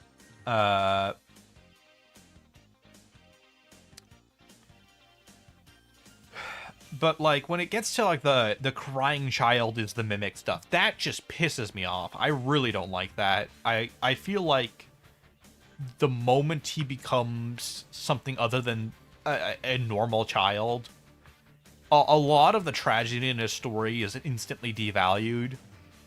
I mean, there's an argument to be made that you should never pick on someone different than you, or if from Michael's point of view, they're not biological brothers, and he's just like, this is my adopted brother now. Like, you still don't get a right to pick on a sibling like that. But it's like, him saying "I'm sorry" feels a little weird when his brain should be exposed to the fact that he's a fucking robot. Like, there's so much that doesn't make sense about the follow through of that event, and the idea of him being a robot and all that. It's like, I don't know. I just don't like connections like that. It's for a similar reason I don't like God David as a premise that much. I don't know how serious anyone is with that theory, but I would be very sad and frustrated if that happened and became a canon concept in the series. I feel like introducing a new character who is so far conceptually removed from the original timeline and being like, actually, he had control over it all is silly.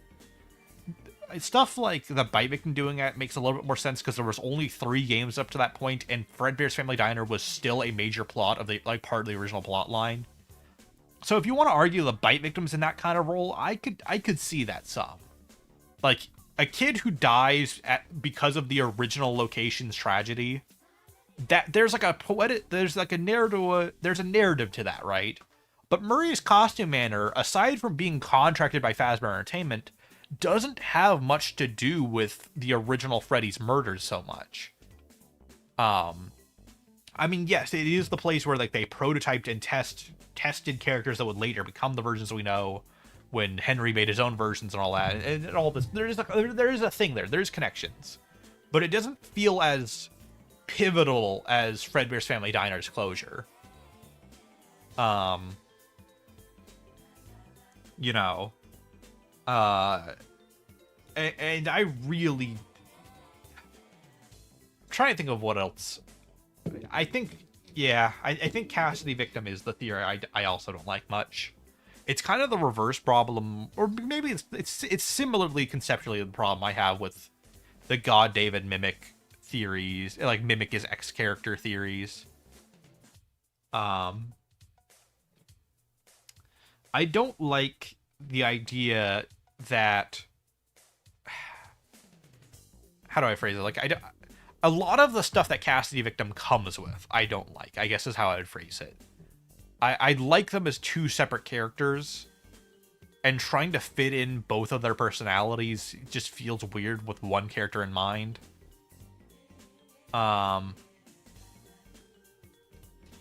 It feels like there's 2 distinct voices with them to me, at least personally when I read stuff.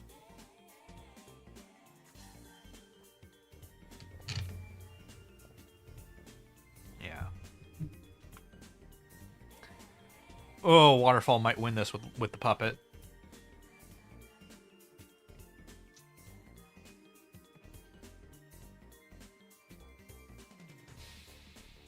I mean, there is a timeline. No, there's not. Larry is... I know Larry does have the health advantage.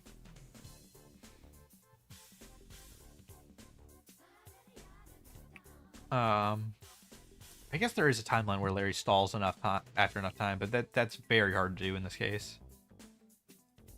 I think the plan would be place... Yeah, I guess place Puppet in the office. But then after attack, it's going to be vulnerable, so then you can attack with Mad Endo for the JP regain. Okay, no, Wailing Strain, never mind.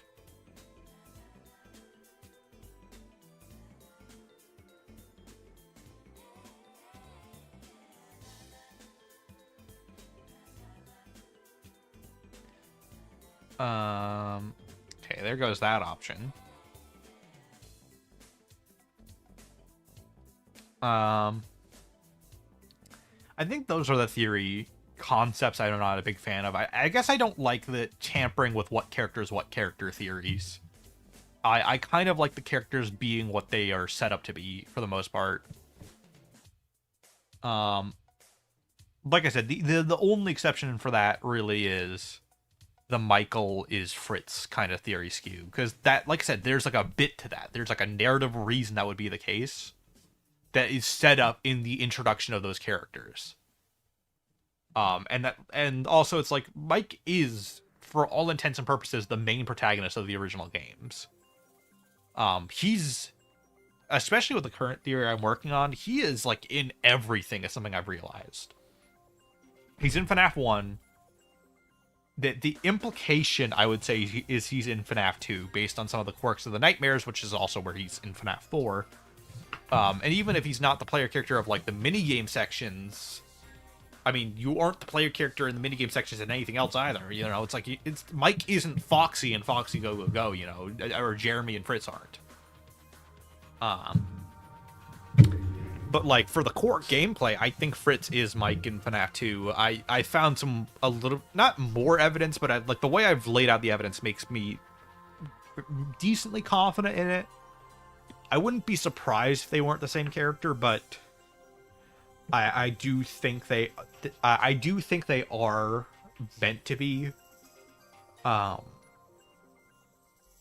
think that's meant to be the secondary implication of the we don't allow employees back concept.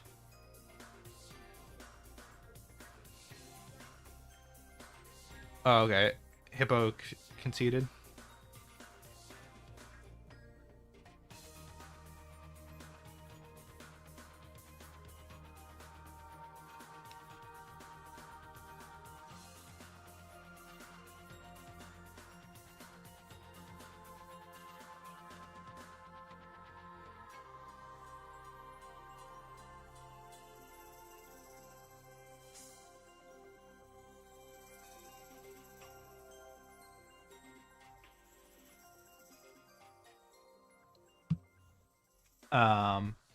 That might be game.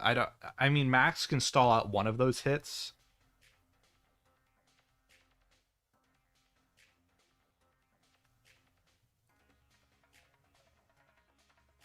Okay, never mind. No, Larry is holding out one more turn.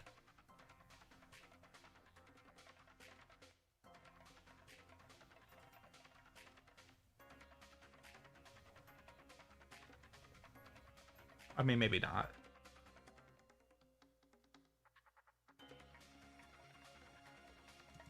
I don't even remember what I was saying. Oh yeah, now I do.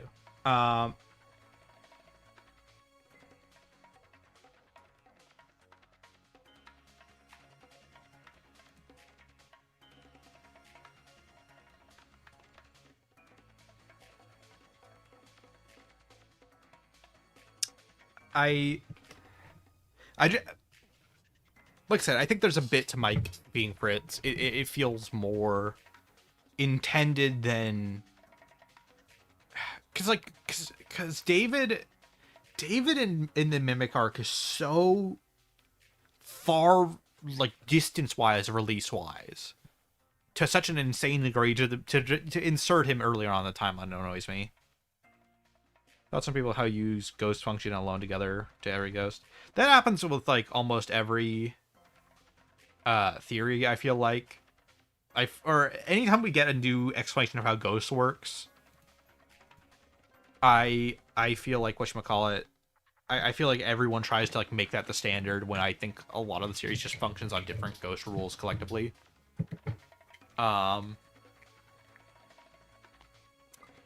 Like an example is like people used Andrew to try and explain how the bite victim works. People have used the ending of the novels to explain how the missing kids work. It's like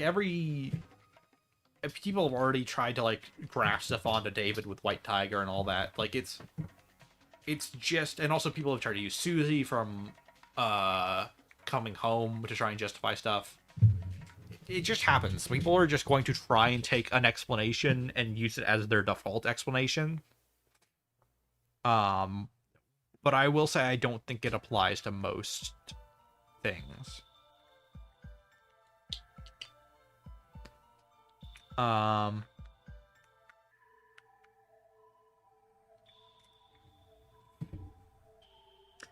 think a lot of the spirits have a kind of case by case. And I feel like Ultimate Custom Night even called out the fact that there's something different between the different kids.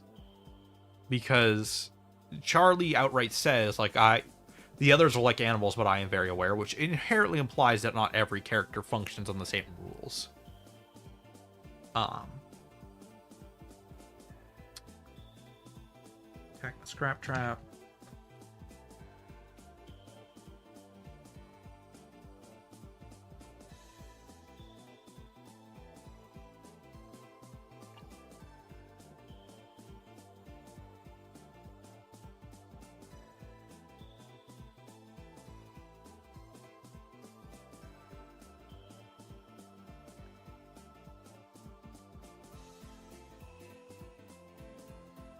And yeah, I do think there's also a point to that, like, it's clear that there's different conditions to whatchamacallit, how certain spirits seem to haunt things or activate or just seem to be aware. So yeah, I think it's just one of those complicated things to consider.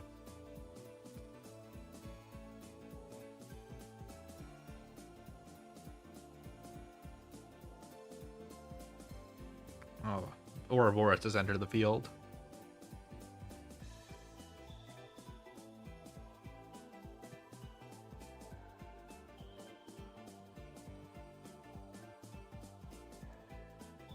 Let me pull up something in another tab, actually, while I'm watching this. I want to specifically look at... Oop, let me make sure untaps the thing. I want to specifically...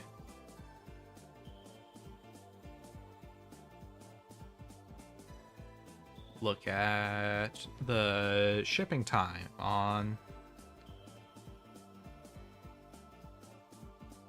the next order of physical FNaF cards.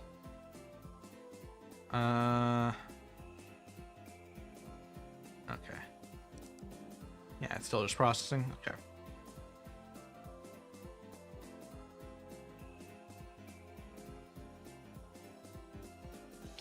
Oh, what?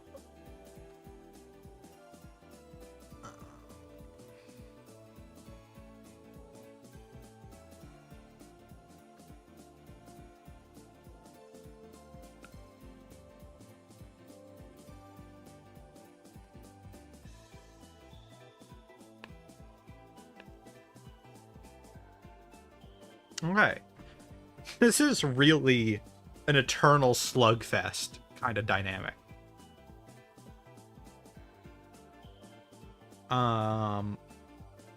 That's just how Aft and mirror matches kind of work. Let's see what's going on in another lobby. This is the same lobby.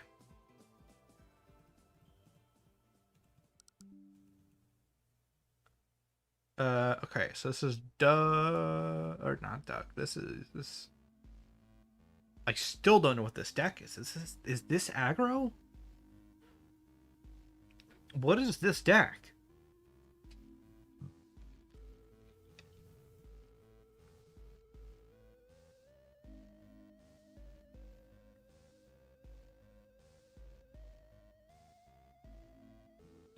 Looks like Misfits is, as usual, kind of wearing itself thin.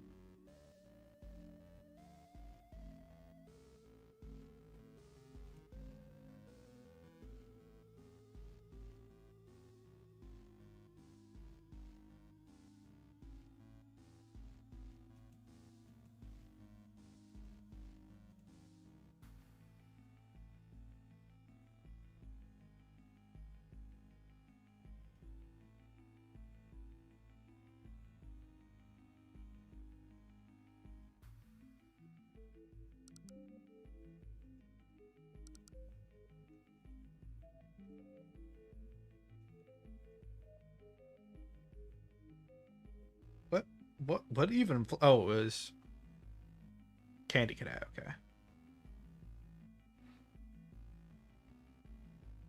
Yeah, I've heard of Ticket to Fun, and I've read it. I have it actually.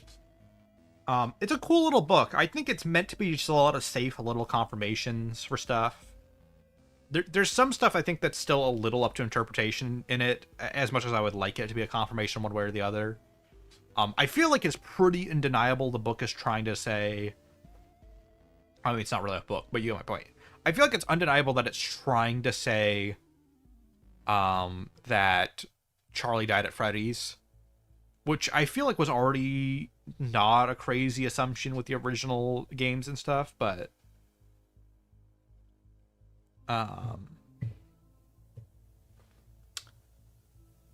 whatchamacallit? I feel like that's already the implication in FNaF 2 as it was, but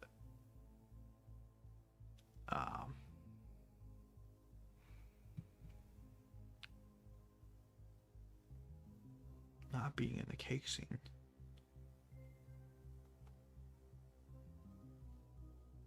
I don't know what you mean.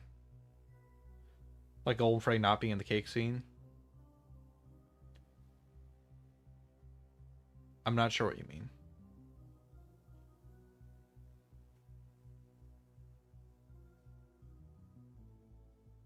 Anyway, what do you think of the death order amongst the usual suspects? Charlie, CC, Charlie, and MCI. I'm pretty set on bite victim first, then Charlie, then the missing kids. If it ever is like definitively 100% confirmed that crying child dies first, to me that will sort of auto lock Midnight Motors to being about Mike, in my opinion, unless we got something that was irrefutable about it not being about the Athens at all.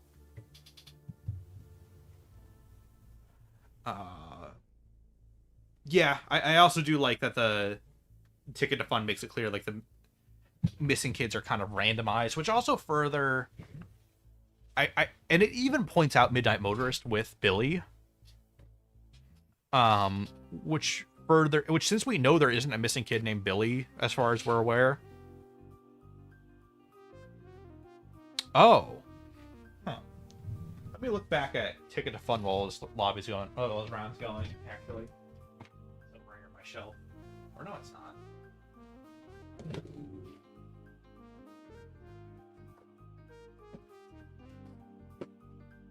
Here's the black light. Okay. Then it's over here. Let me pull it out. So, let me see if I can understand what you're talking about. Yeah, Chica, Foxy. You got Balloon Boy and Puppet. You got 4 crossed out kids there. You got Bonnie.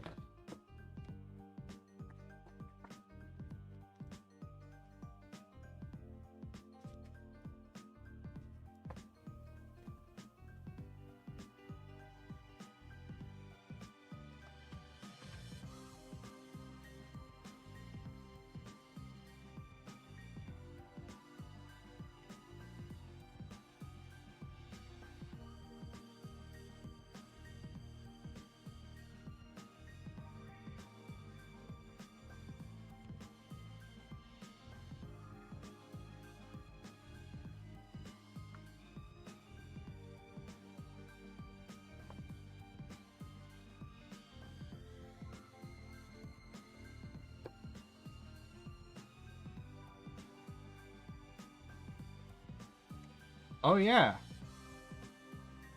Huh.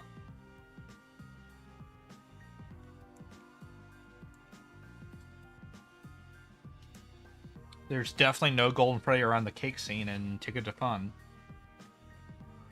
Oh, that further complicates things.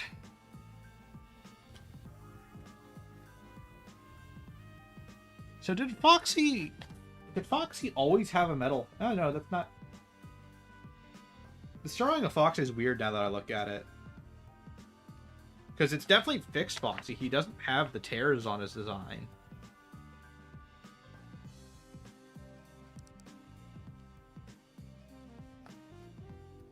But I guess he always had a metal hand.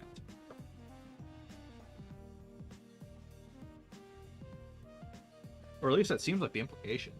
I know it's a very minor thing to be caught up on, but I've noticed it.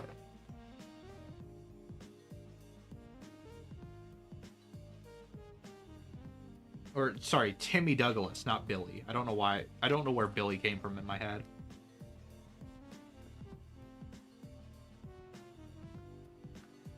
But he's the one with the Midnight Motorist stuff. But it doesn't really make sense because, like, Timmy's not a character.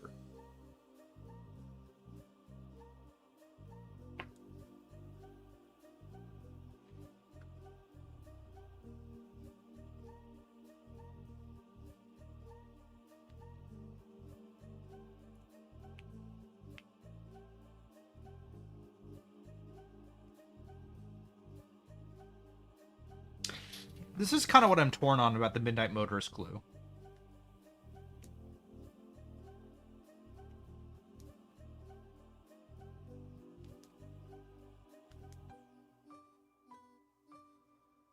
I feel like it's only mentioned here to show there's correlation between what the character, actually, here's what I think this is about. Because he specifically mentions the game Midnight Motorist as an actual arcade game, I feel like it's meant to confirm to us that what the characters are talking about in the normal layer of the book and what the Blacklight reveals are related. Which does reinforce the Charlie Easter egg.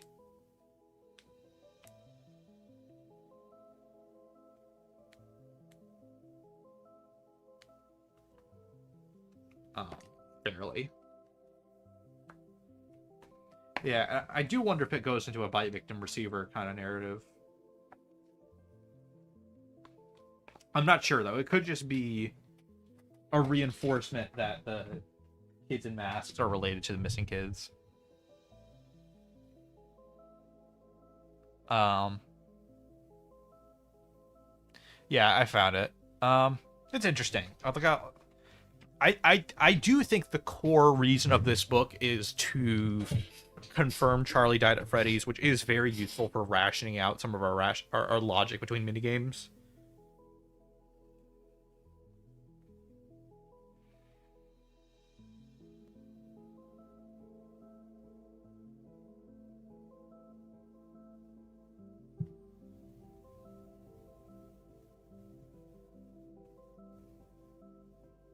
Alright, I'm gonna hop out of this round because it looks like we're onto a game 2. Let's see, that was Pancakes 10 mix. Let's see what's going on with Larva and Larry. Looks like this is the retro deck versus Doug. That's Doug.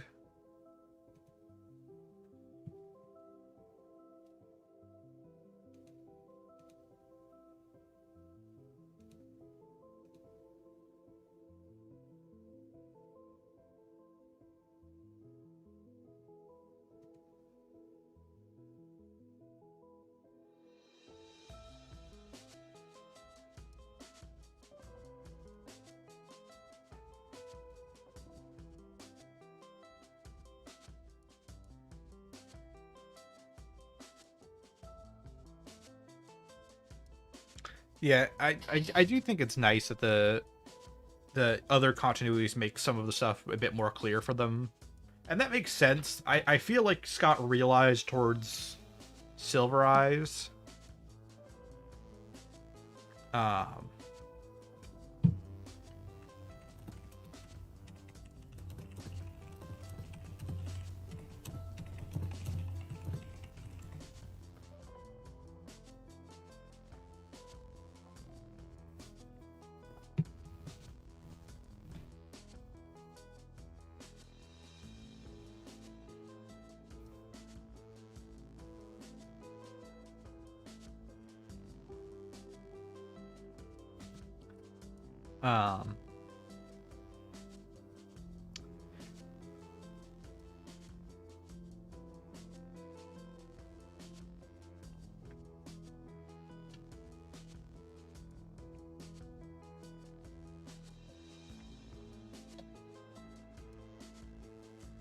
I think it's more fair for the movies and novels to make their continuity a bit more clear. Because, like, yeah, there is some theorizing and speculation that goes into those two continuities.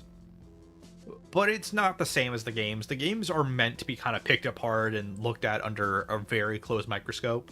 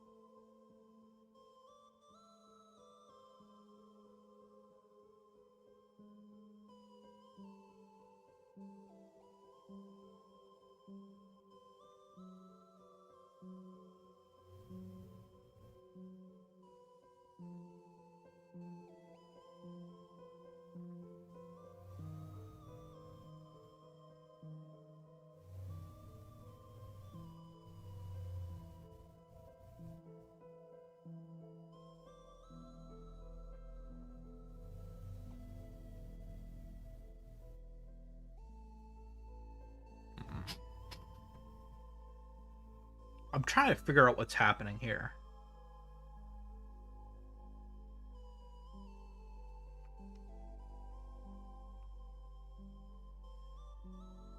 Yeah, the Grave Order is a weird thing in Help Wanted. I'm not 100% sure what its purpose is.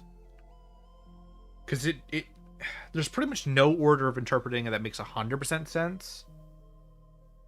I did make a video about, like, if it is meant to be about Death Order, what I think that would look like. And that video, the order of events was the missing kids are all killed the same day Charlie is. And Charlie is killed, like, on Athens' way out from the crime scene. Like, after he just finished it all. That's the way I justified it all working. Is like, so that way she still kind of possesses everything first. Or early on. And it kind of makes them all a group of kids together rather than, like, I don't know. The idea... Because here's the thing with the missing kids dying earlier. And this is what bugs me about it. That means for just, like, 2 years or whatever. Like, how long, for example, does that happen?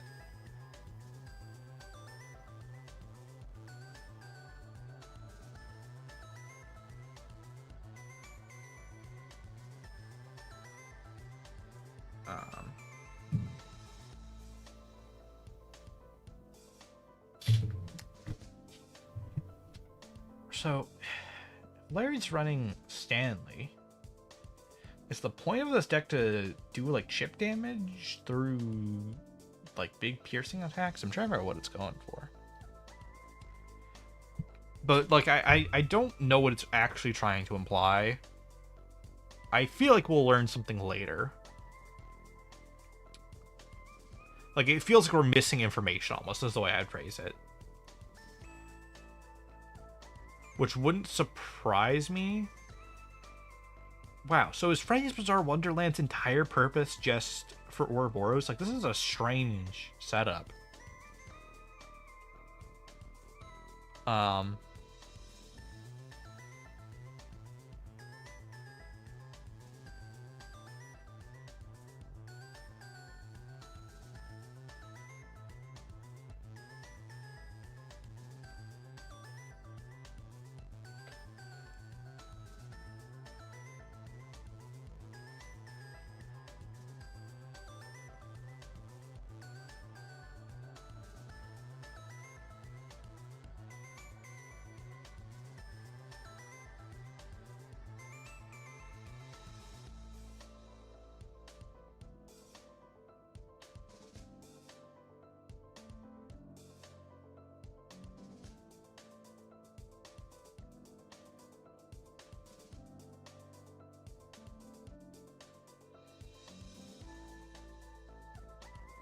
My god, the opponent's board just materialized.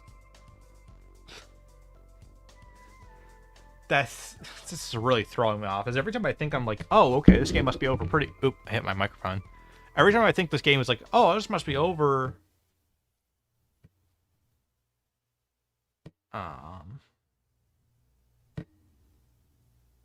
Every time I think like, oh, this round must be over pretty soon.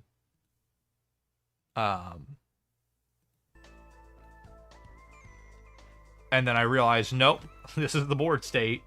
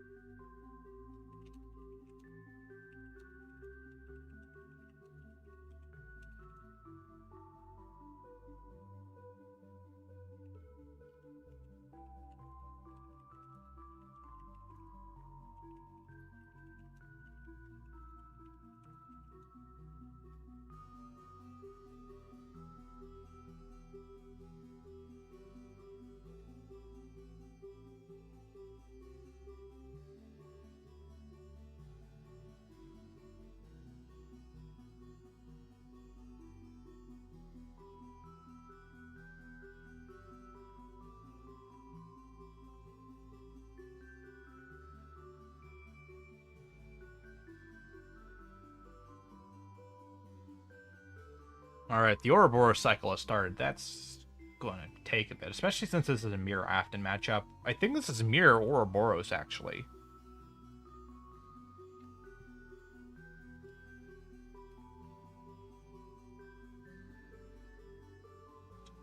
Let's see, what's going over on the...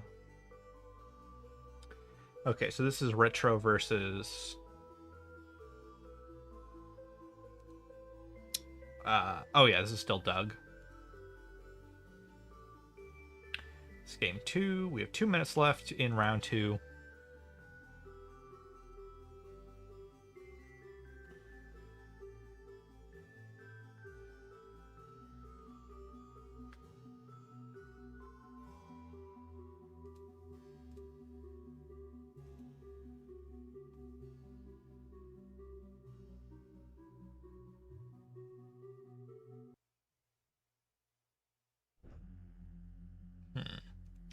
I really wish I could see the board here.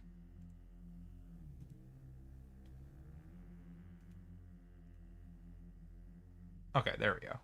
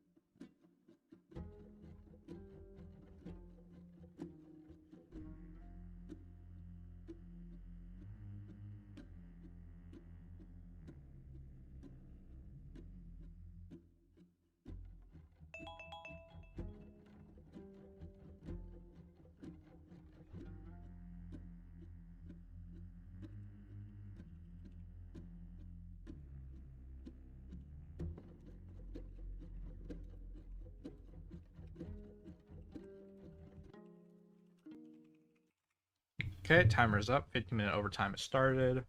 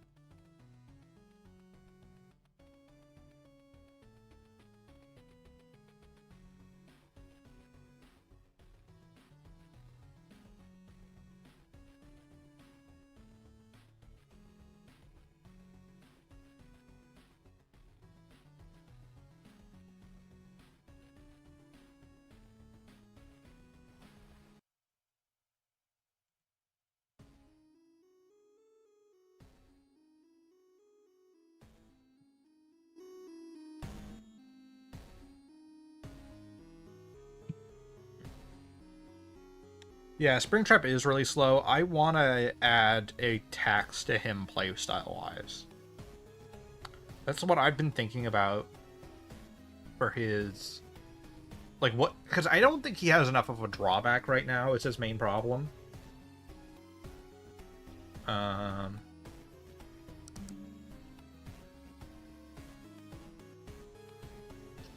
My idea with him is I think I'll add a draw one, discard one on a lot of his cards. Or just a discard top card of your deck effect. Draw one, discard one's kind of one of my favorite negatives to add into this game for how to balance effects. Because it's not super punishing, but it does put a timer on your deck that kind of forces the game to move along pretty quickly.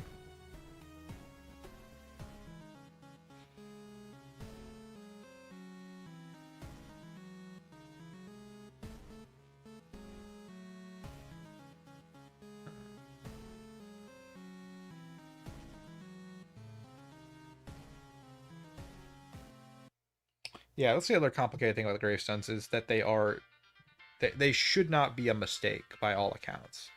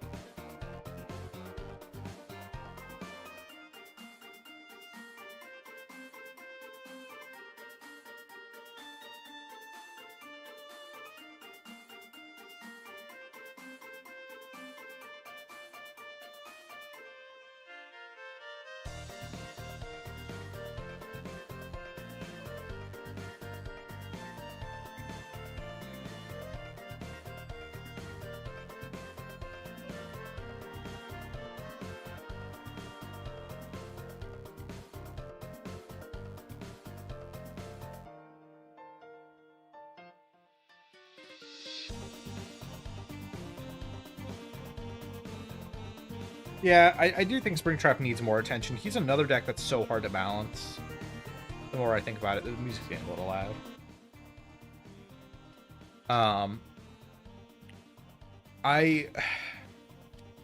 What I struggle with him is that Springtrap as like a concept, it's like I do like what I've set up with him playstyle wise. It's just reining it in into a balance that doesn't feel unfair. I find really hard.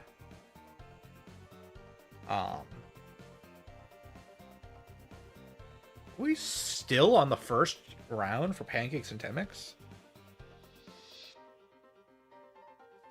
Because he's had these phases where he's been the best deck in the game and the worst deck, or one of the worst decks. I intentionally had to bring him back up in power some around some of the later sets releasing. Because he was getting outpaced so fast. That said, I do think there needs to be some consequence to him a bit more, to playing him a bit more. I might... A small thing I could do is I could make some of his cards enter play deactivated.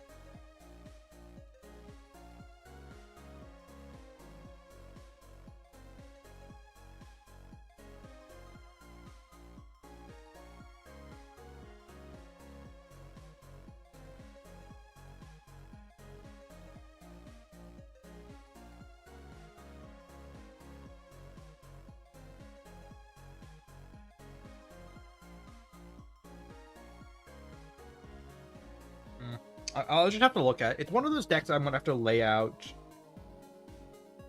like, as a bigger whole, I guess, if that makes sense, like as a full deck to really weigh.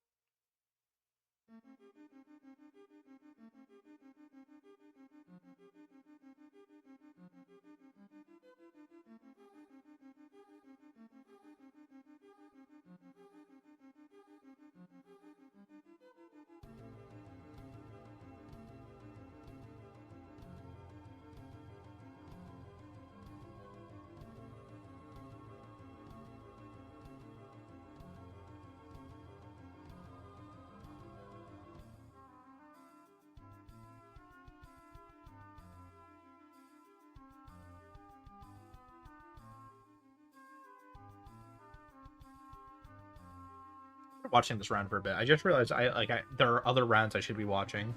And I also like kind of zoned out that I was streaming for a bit and that I should be saying things, like talking about things. Oh, well, that's something to enter.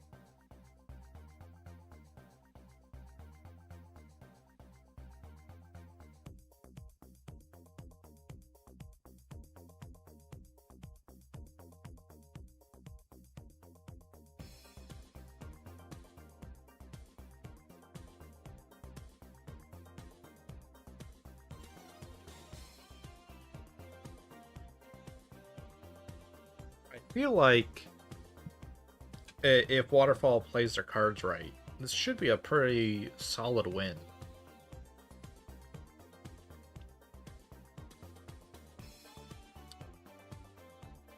Why are you attacking with Foxy first?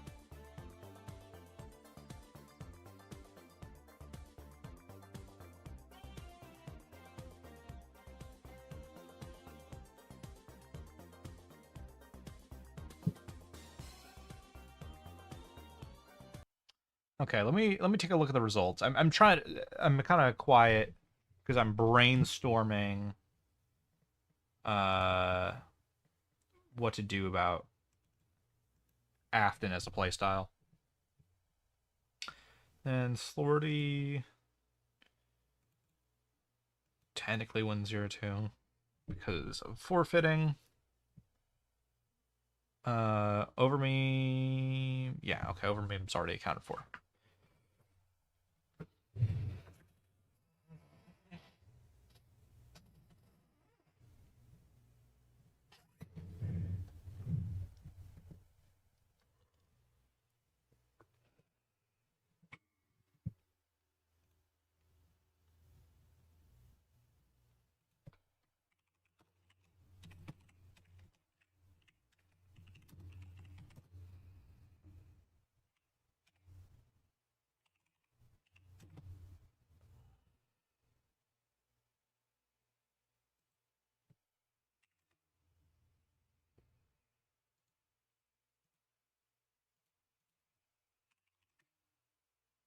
One draw waterfall. Okay.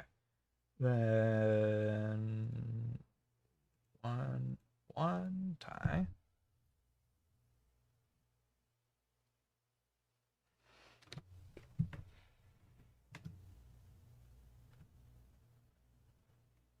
One zero one zero.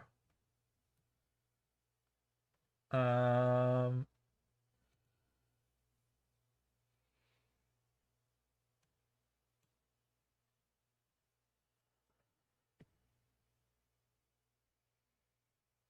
Okay.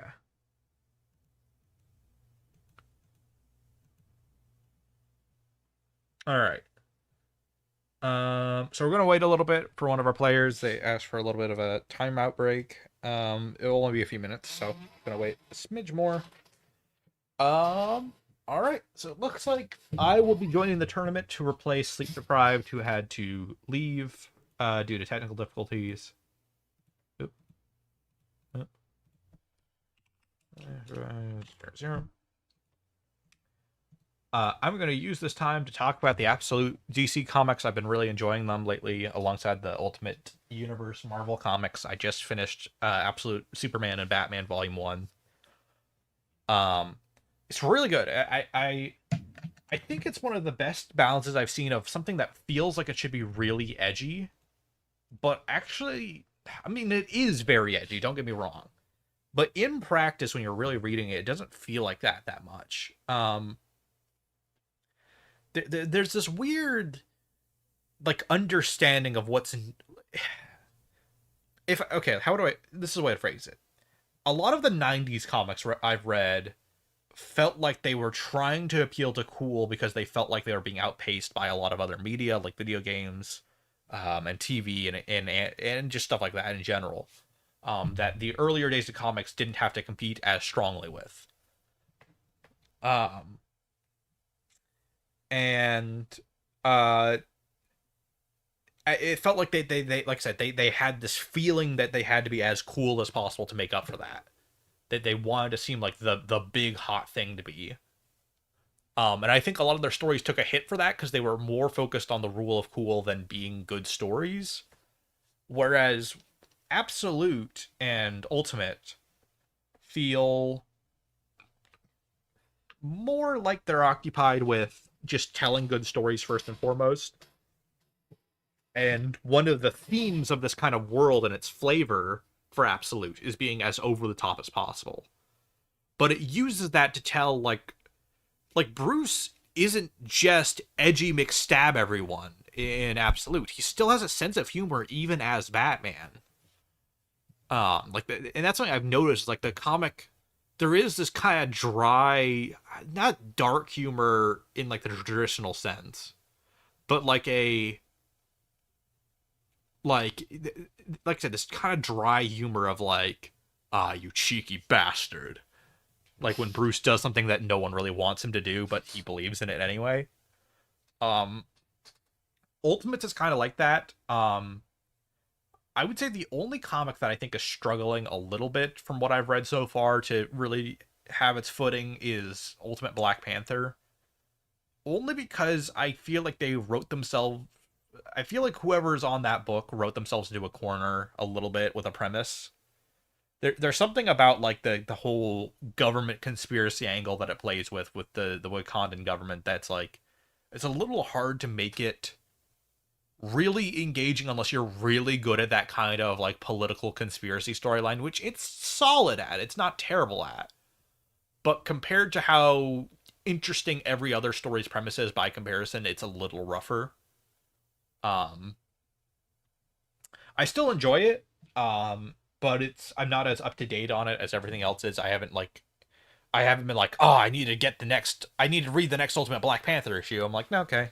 He's gonna talk to the council again or something, or one of his family members, and then they're gonna plot something, and then something with Storm and Killmonger again. That's kind of how it feels. Like it's that kind of loop of like, all right, move the next chess piece forward in this kind of more complicated game. Uh, Whereas like Spider-Man, it's immediately interesting to see a Peter who's never been Spider-Man before struggling with that. Uh,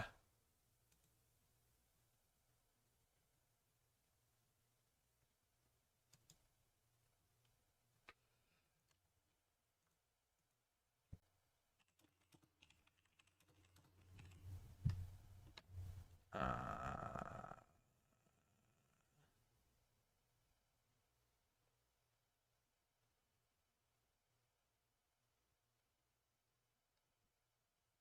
uh,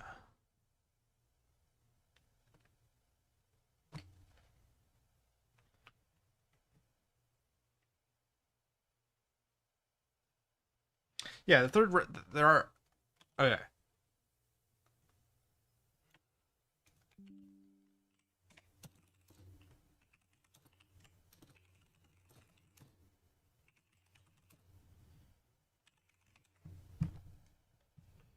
All right.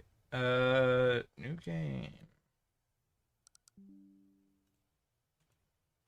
Okay. Who am I against? I'm against Waterfall, who already has a lobby up.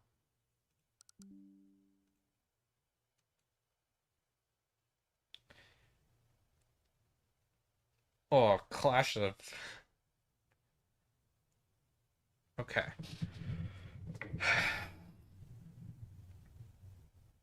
It's where's my goobers?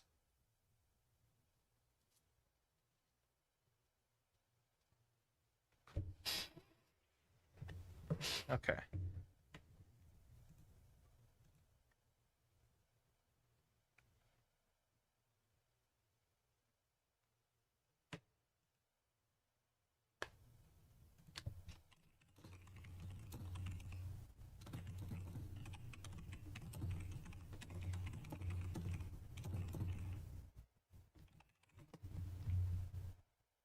Whoops.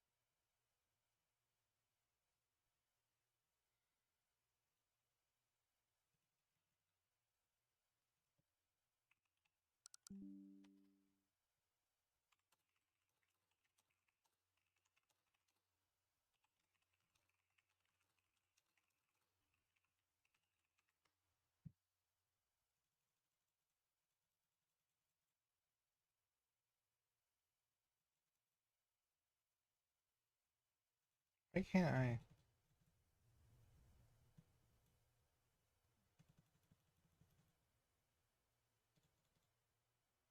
Why is it?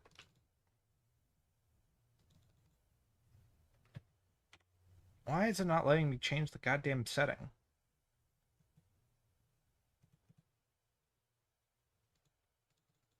Okay, there we go. That's how it's supposed to be. All right, let me pull up the. There we go.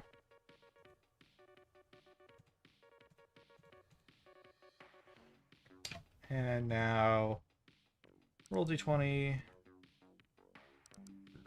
God damn it.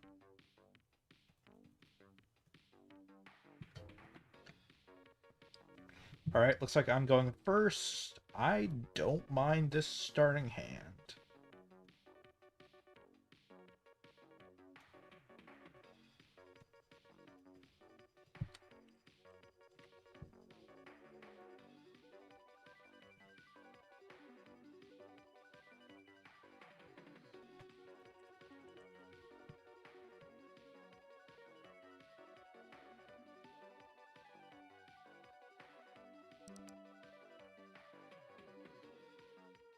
God damn it, untap stop.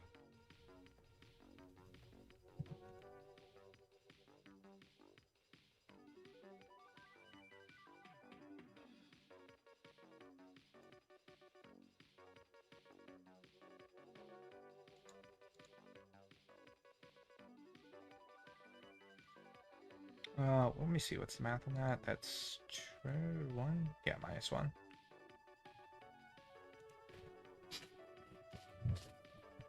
Okay, and then that puts me at 40.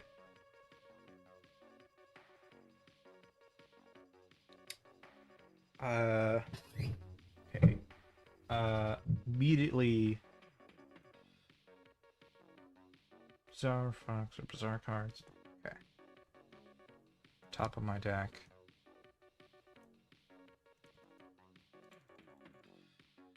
Down to 1. And then play max flat.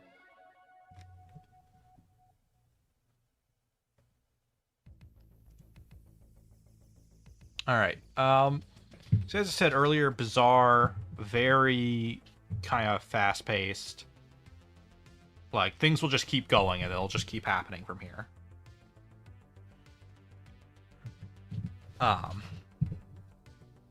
The main thing I want to try and work with is I'm not actually in the best place right now. I was hoping to draw into something a little bit better. I think I'll just block with Max.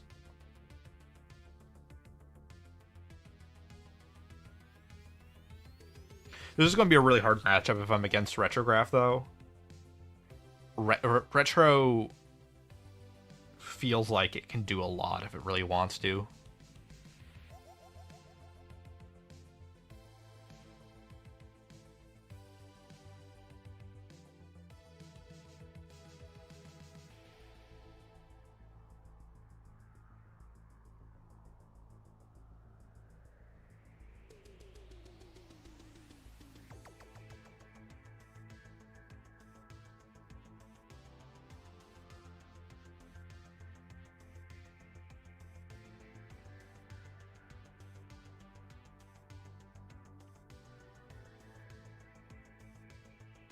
let's see, that's 2, but it's minus 40, so that's 50, so that sets me at 30. Oh, but then there's 10% cost on the core card.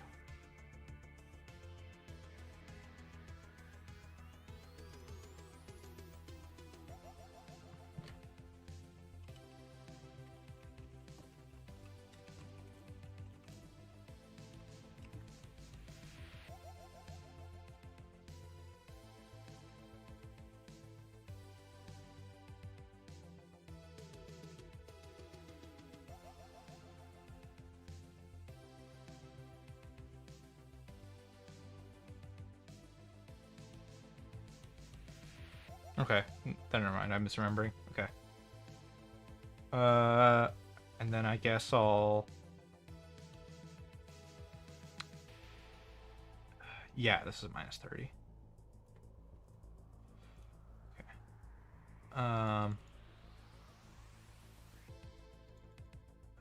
It's a bit.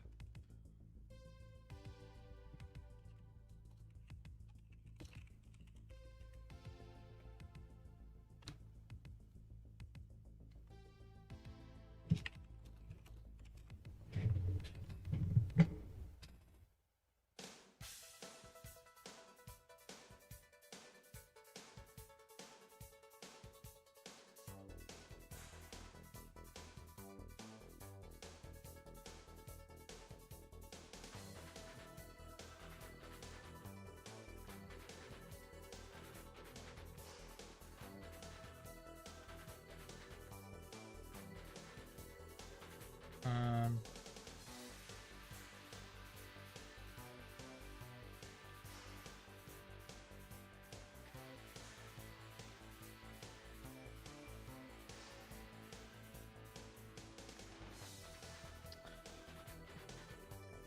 Okay. I specifically wanted to get rid of Retro before we started getting things a little out of control. Retro Funtime Foxy is very scary when it gets going.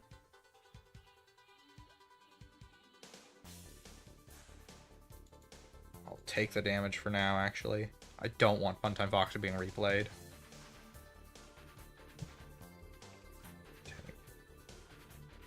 Okay, and I need Bizarre Wonderland or something like that real soon.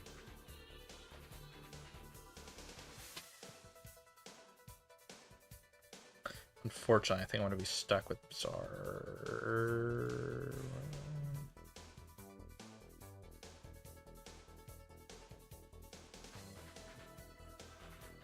Yeah, okay. It really depends on how much power I get right now. I shouldn't have played Fox. I should have recycled some stuff a little bit more efficiently. I might be power fed too much.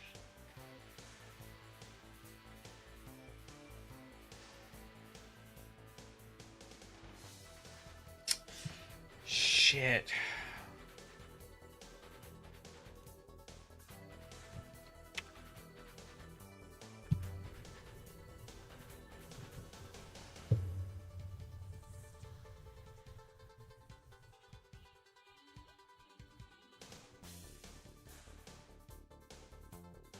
I still believe in Bizarre.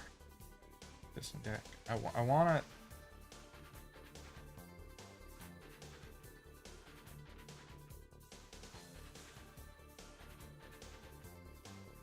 I want...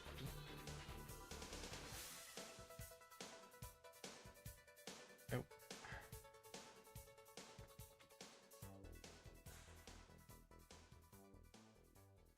Okay. Shut up about untap updating. It's fine.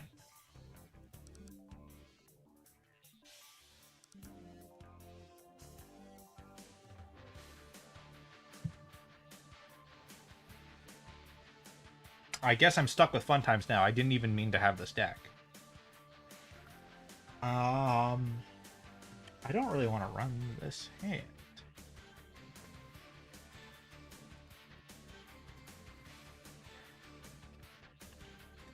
Okay, this is better.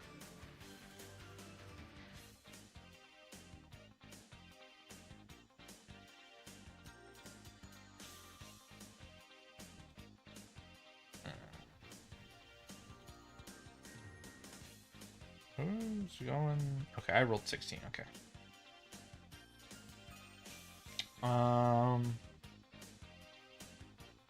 It's a little expensive of a...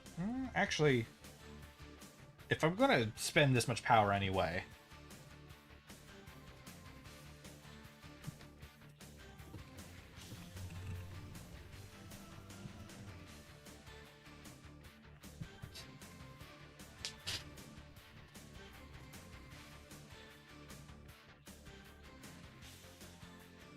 I think I just kind of swing for a lot of power.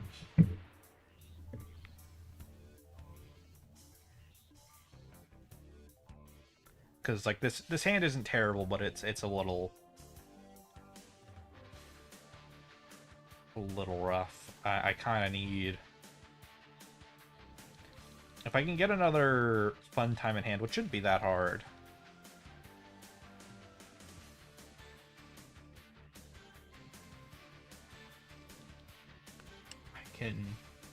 I can use Scooper, regain some power. I think my thought process is... Okay, that's good to see. Shake.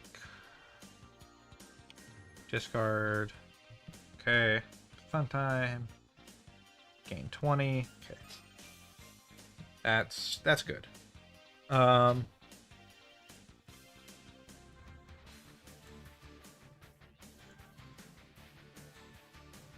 And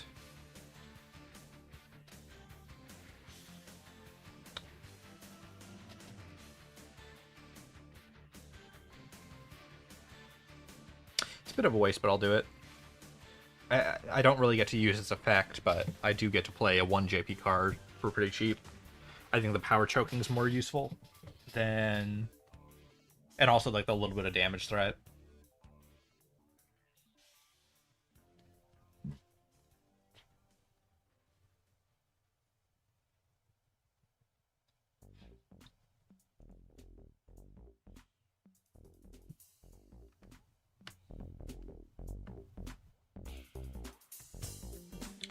I think my strategy right now is just apply as much ludicrous pressure as possible.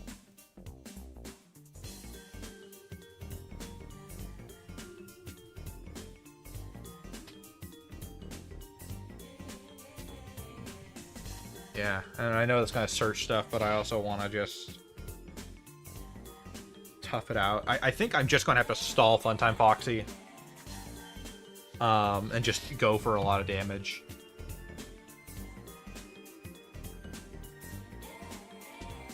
And angle.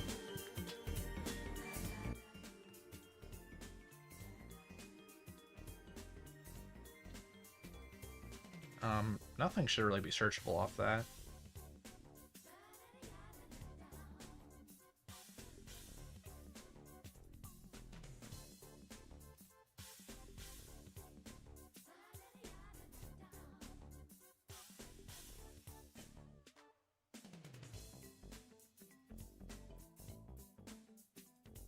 Retro fun time. Okay.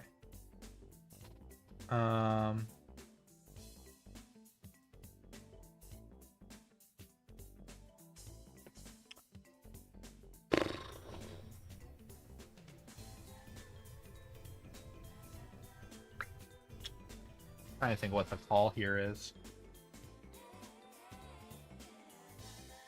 Okay, I think I've got the idea. I can do a lot. I can threaten a lot if I pull this off, right? So I get free damage, 1 free damage here. Right?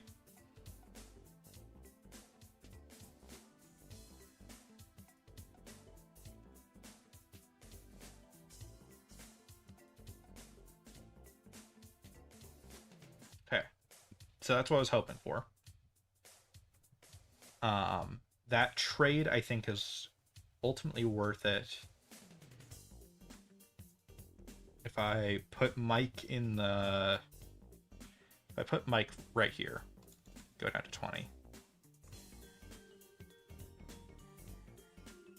I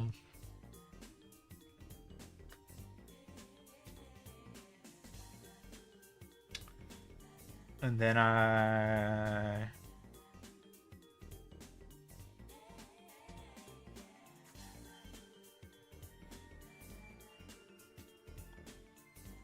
Yeah. Make sure... Kill the card, deal 1 damage. Okay.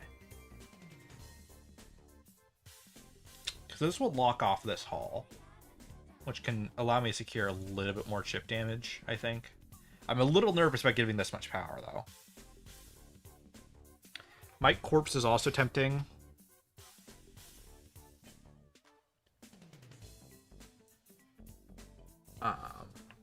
Yeah, this is what I was worried about. I mean, they're equal JP scores.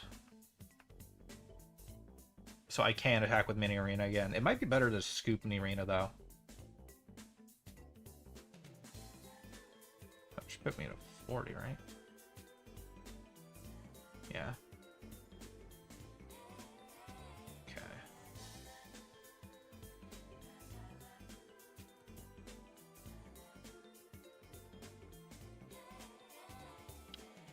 All right.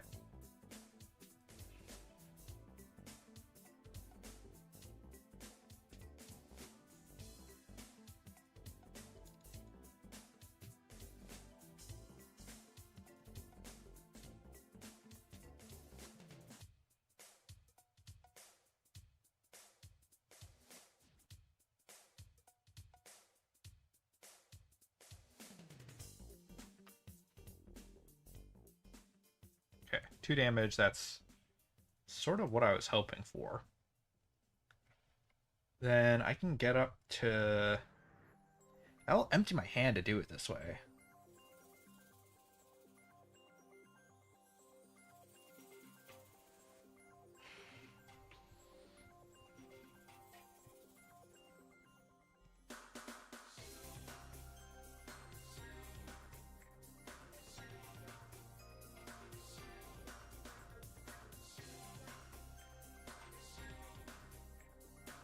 Yeah. I don't want to give 60% again, but I gotta.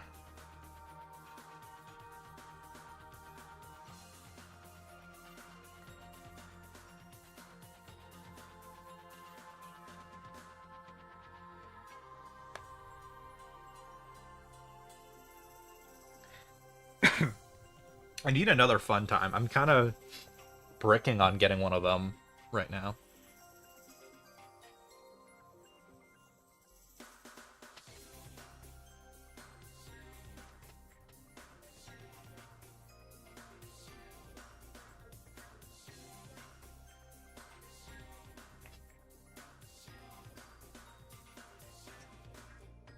Okay, if I sacrifice normal Michael to Funtime Foxy, and I just take the damage, I think. Like, it will suck to have retro Funtime Foxy back, but while I'm waiting to get an actual card I want, I think this will be beneficial.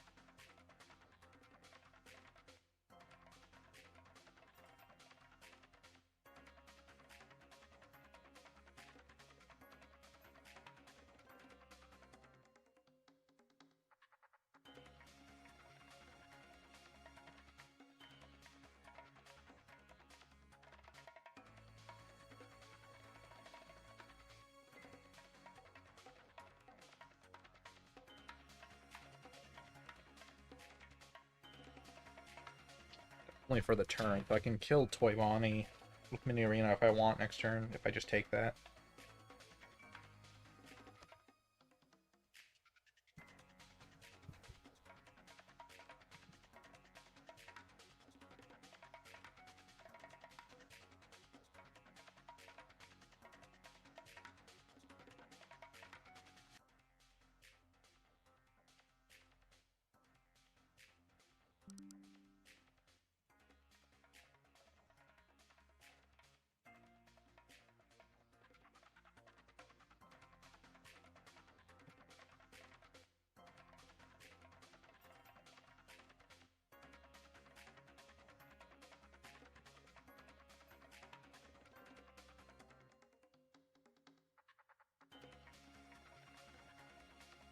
I'm a little...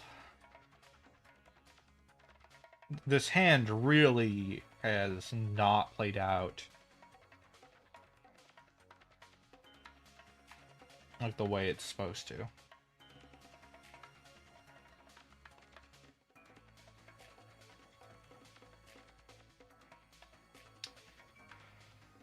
Ugh. Like I don't have a thing I can do here. I'm bricked. I can't get anything out of my salvage, and I can't get anything out of my deck right now. I basically have lost. Like, all I can do is try to block hits.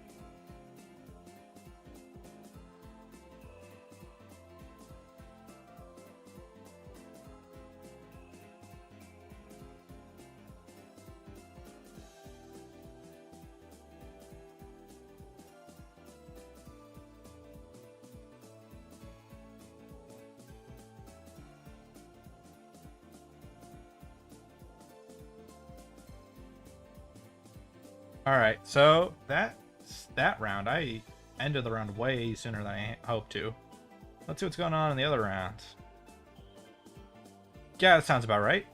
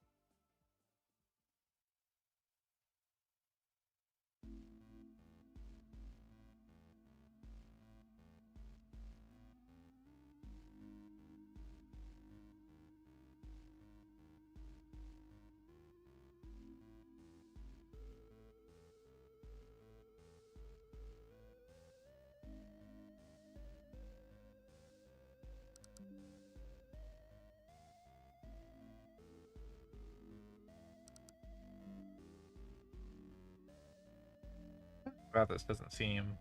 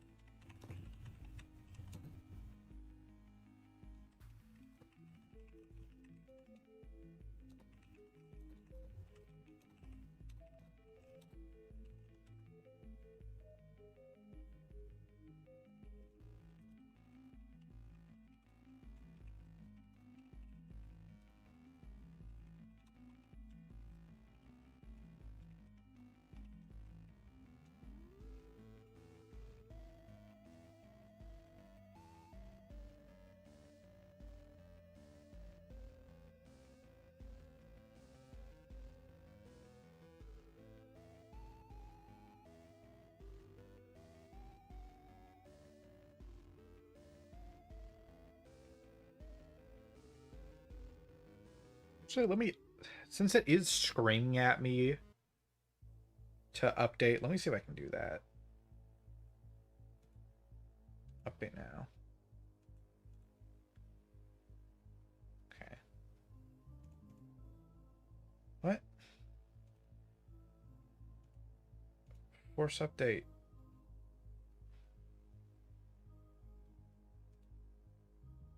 Okay.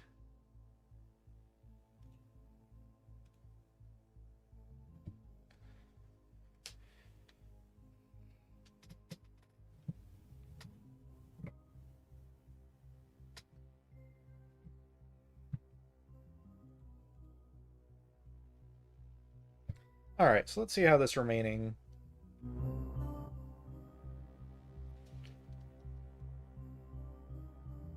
So this is Bonnie versus Afton. Looks like, at least.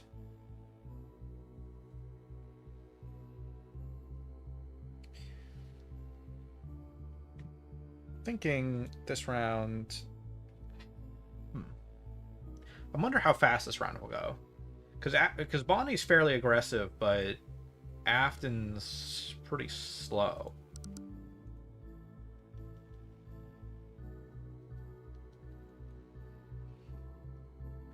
Oh, Mimic. Mimic versus Baby. According to FNaF, this would be a mirror match. I can't believe that was like an era for a while, you know? Like that was such a weird push that was made to try and make them the same character.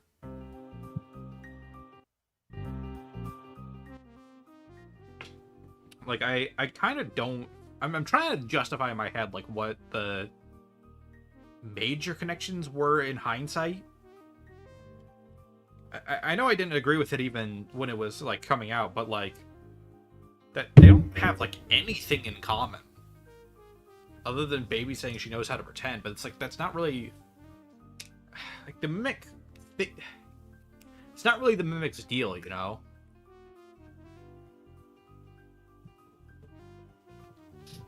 I mean, they're similar deals, don't get me wrong. Like, Baby saying she can pretend and all that. But it's not the same as the Mimic truly copying something else's behaviors. It's like pretending to be another way. Okay, let me place it in a scenario. If, let's say we're like in an office way, and we have one coworker who really hates the boss but knows how to brown nose very well. That's pretending. They aren't copying someone else. They are just pretending to be a nicer, more open employee than they really are. Whereas, let's say we have the coworker pretending to be one way, and then we have another coworker who specifically is copying how they brown nose. That's mimicry. They aren't necessarily trying to brown nose itself. They are copying how someone else is sucking up to the boss. If that makes sense. Like, those are not the same thing. Pretending can happen in a vacuum. Mimicry needs something else to exist in the first place. It's like that's the really only base correlation between the two characters. I know there was more to the theory, but like that was like, I felt like the ground floor of the concept, and it's kind of a good explanation for why that theory didn't really last that long, especially when we met the actual Mimic.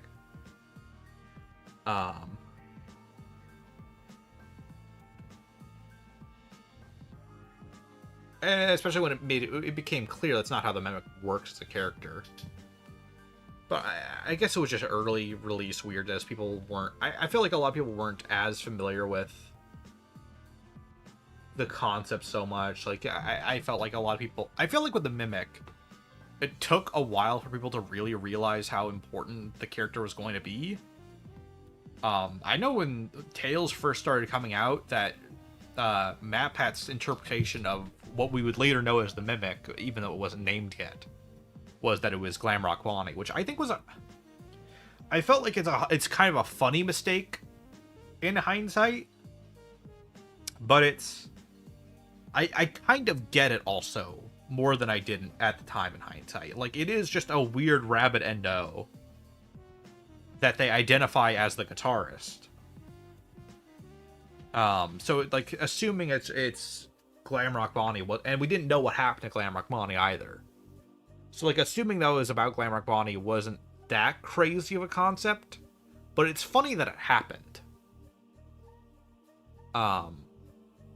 And part of why it's funny that it happens is the same thing happened with the Stitch Wraith.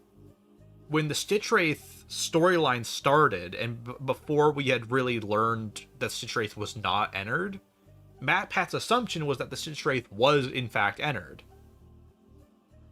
And that it was just a new nickname for the same character that was given by like the cops and stuff, because obviously they don't know its name is entered. That's like that's more a name for us as the fans to know it by.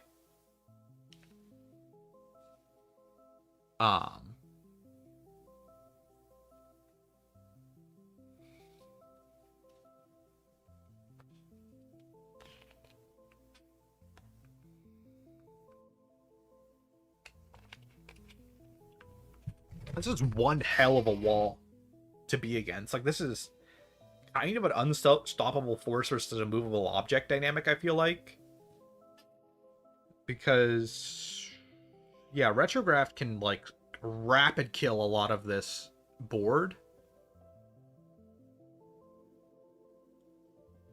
to, like, restock things very quickly with the Mimic stuff.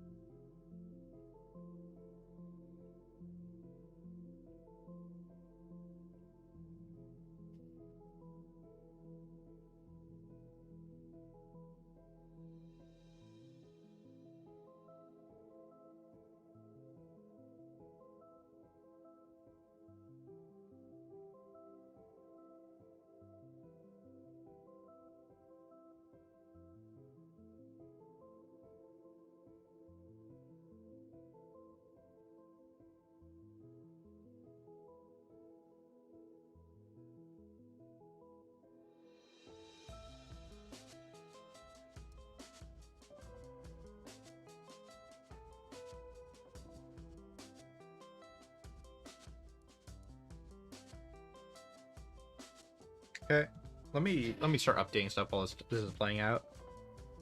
Sick Deprive, Waterfall 1, 2, because I was filling. Jacket. Pancake 1. I'm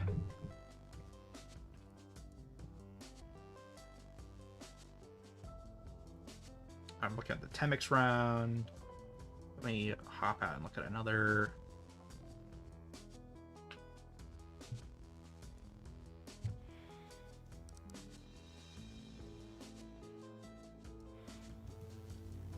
Okay, so this is Food Chica is what I'm interpreting collectively here.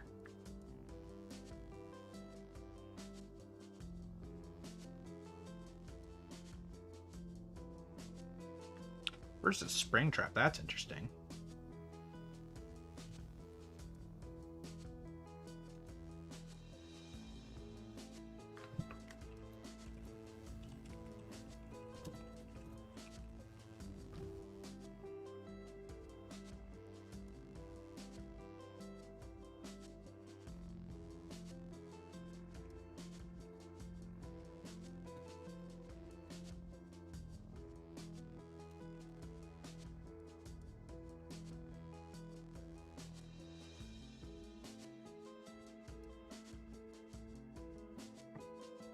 I'm kind of running out of stream steam with this stream, so I'm not really bored as much as like I'm running out of things to say. I'm just kind of just watching the match a lot.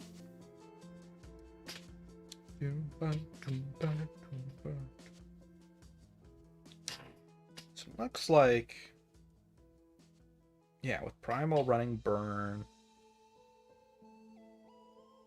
I'll deal a little bit of damage. And then then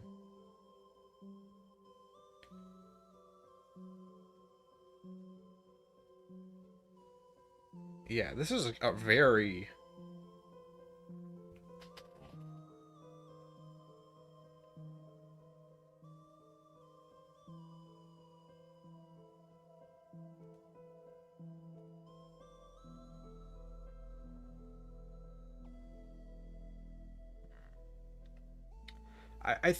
I think Chica will probably win this matchup. I feel like Chica Burn is a pretty good counter to Springtrap's natural, like, just raw damage presence.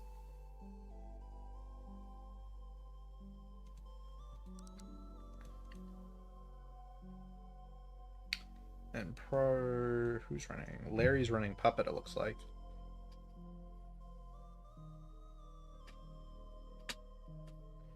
Let me figure out Not Freddy. What's wrong with him?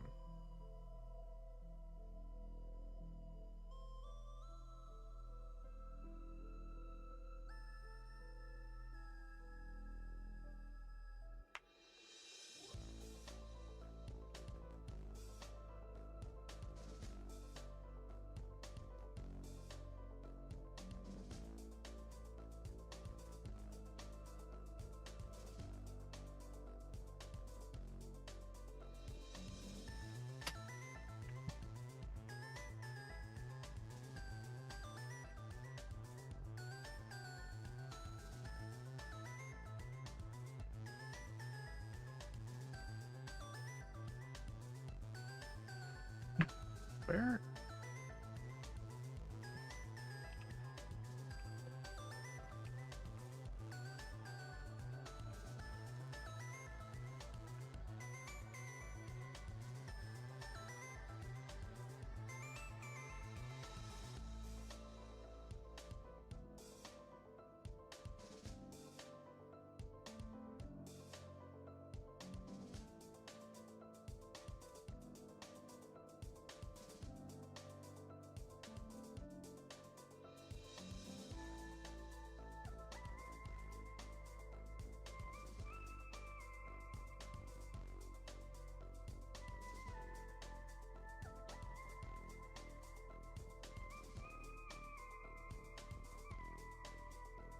Does look like Puppet. Oh yeah. Huh. That is Larry's second deck. Interesting.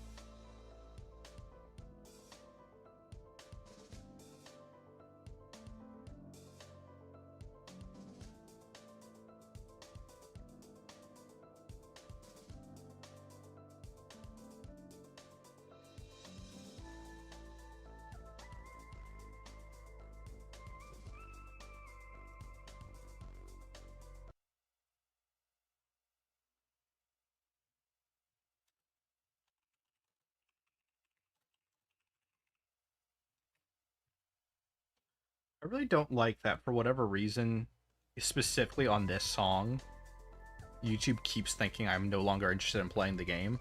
Or not playing the game, or I'm no longer interested in listening to something.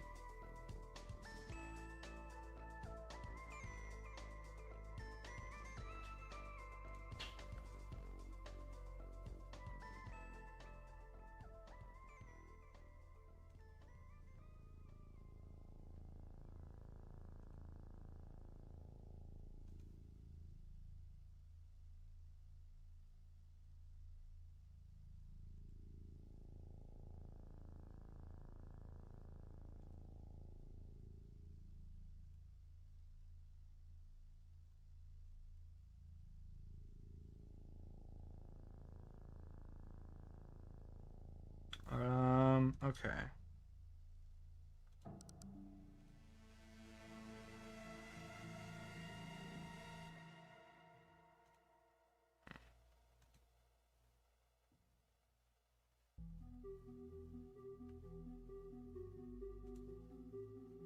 What's the current standings?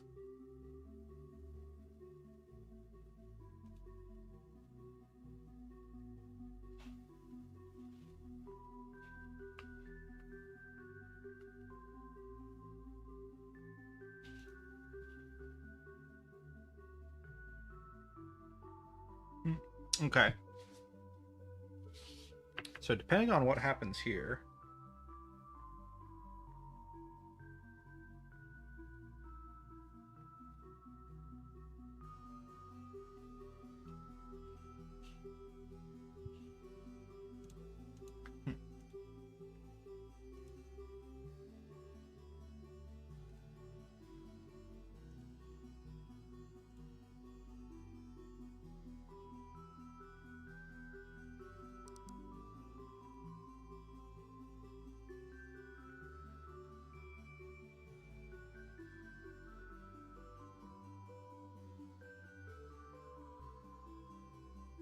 looks like it's Springtrap, Afton. Okay.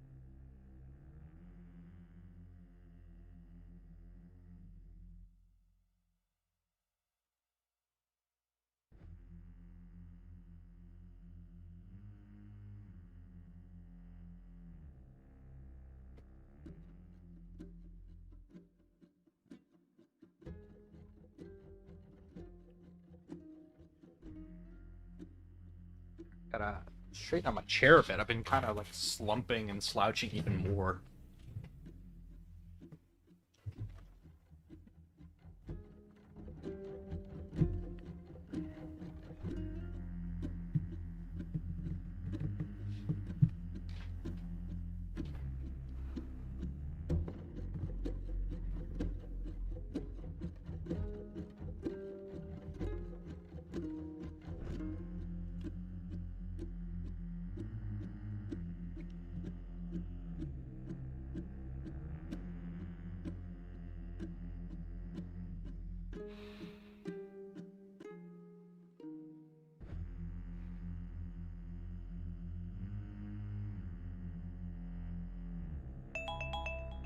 Okay, timer's up.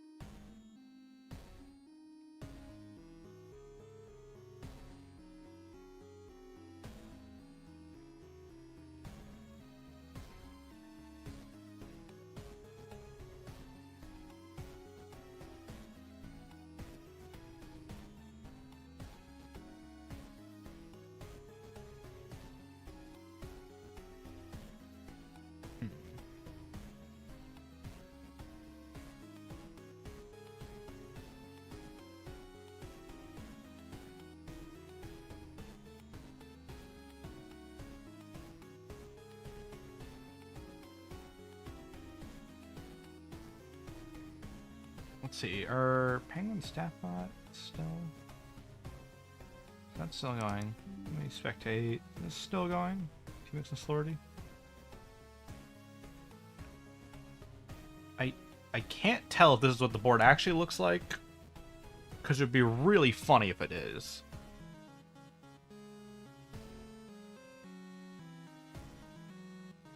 Oh, wow.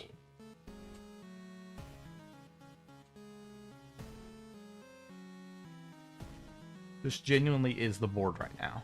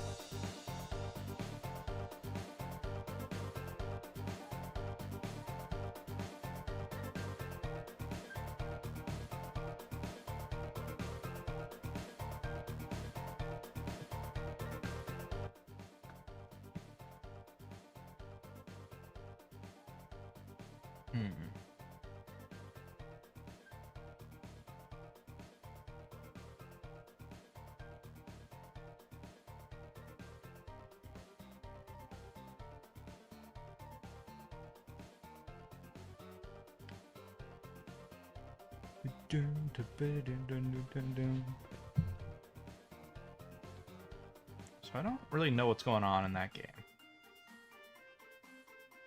Oh. Looks like, did the other round end?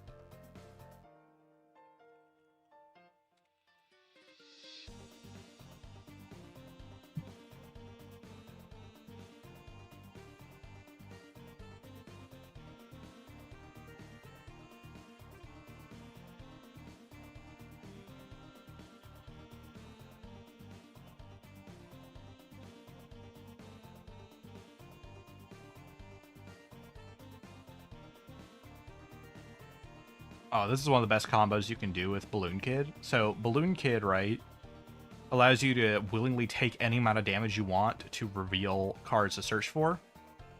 And then if you... whatchamacallit? If you use World Celebrates You, you can make it so that if you would die this turn, you can reset your health back to 0, then draw 3 cards. So basically, you draw 3 cards, then you get to search and play a strong card from pretty much anywhere in your lineup.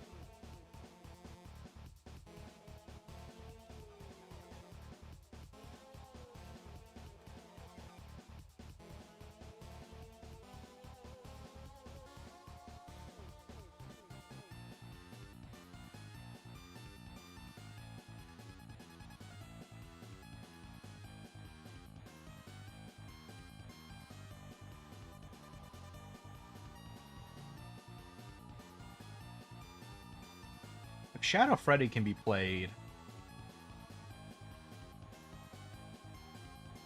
This can be a pretty big reversal.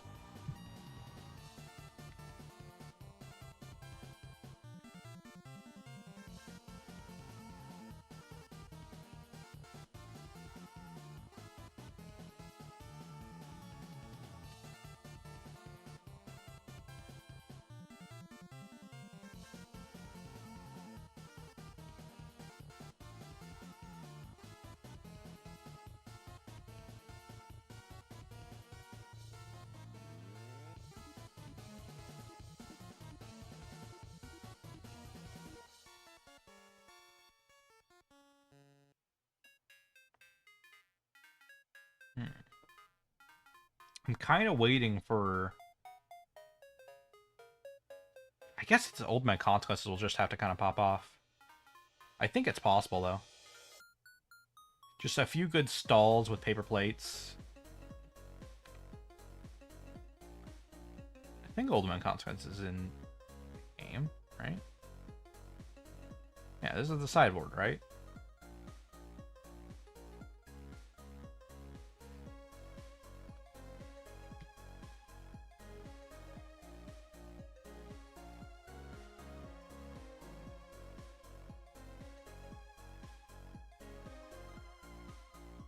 Jesus, 40% Nightmare. 30% Nightmare.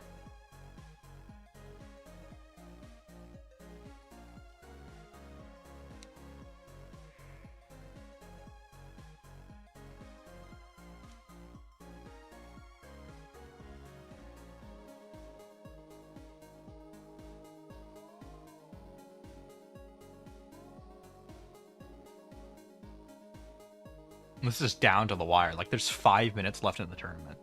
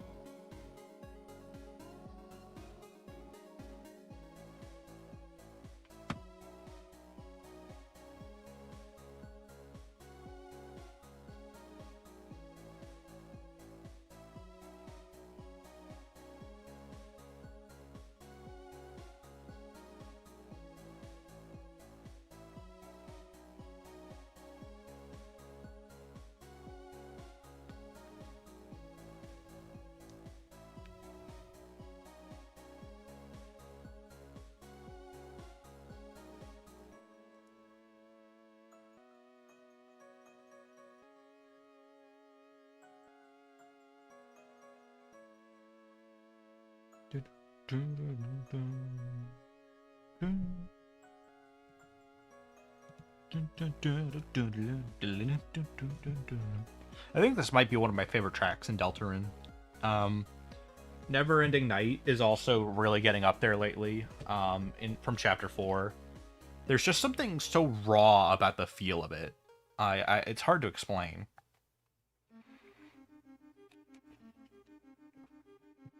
Not this one. This is Sanctuary. Or Dark Sanctuary, I think is what it's actually called. Yeah, Dark Sanctuary.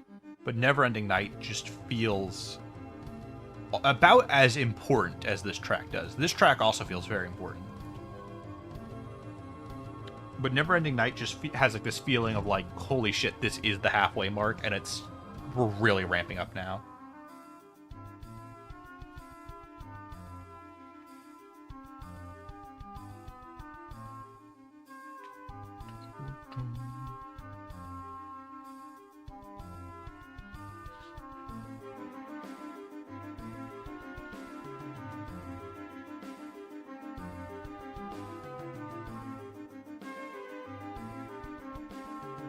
Come on, Slordy.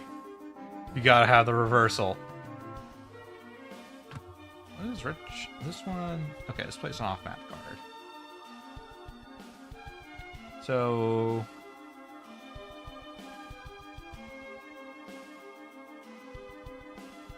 Ultimate Consequences is live. There's two... Oh my god!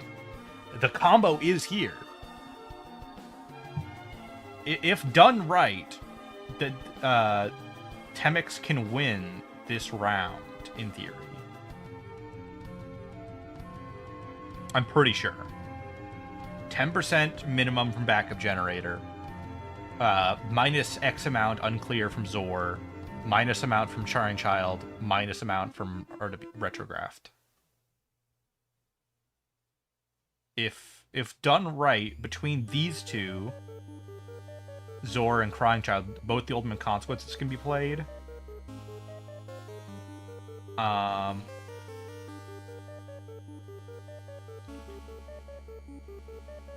gain 10% from those two. Sparky's an interesting call. Id Bear. Okay, game. And then it seals. It might happen.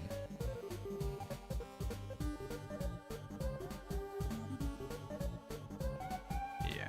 That's game, I'm pretty sure.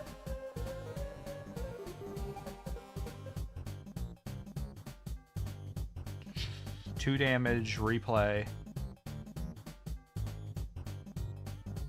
It's 20. So that's one guaranteed eliminate consequences.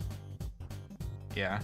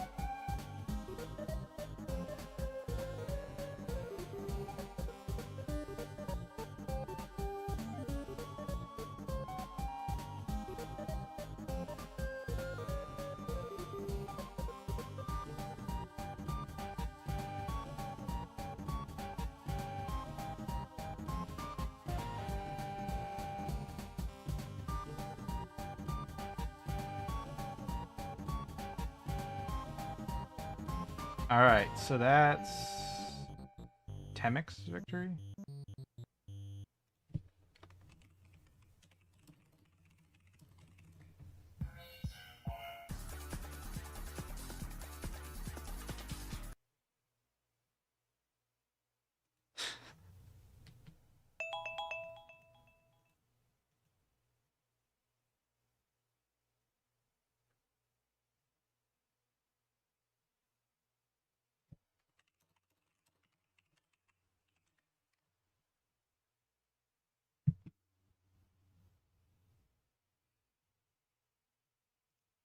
Okay, so Temek's 2-1.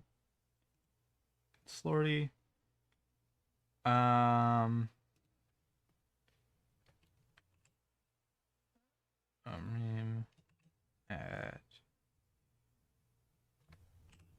Penguin.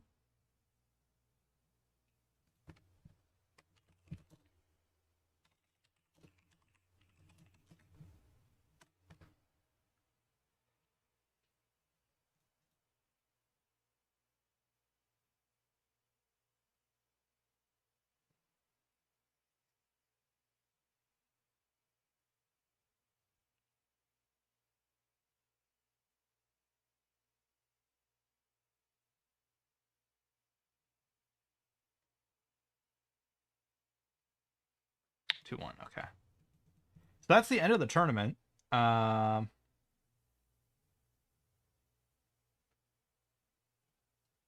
2-1. All right, standings.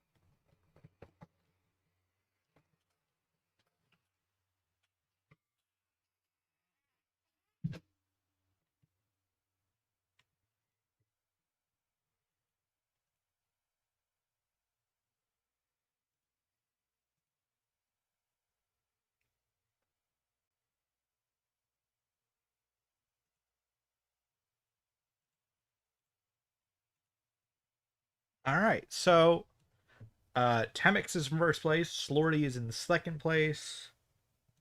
Score.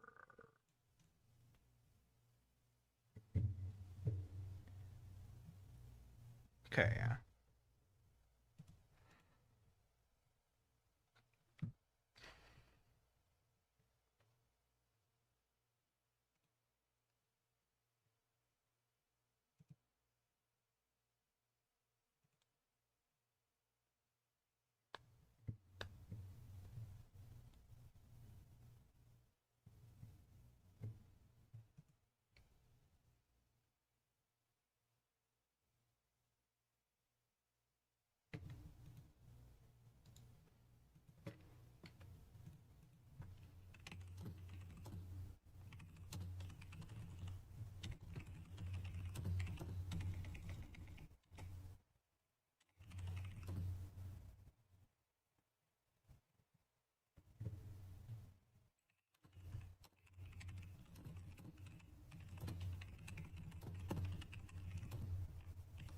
third place.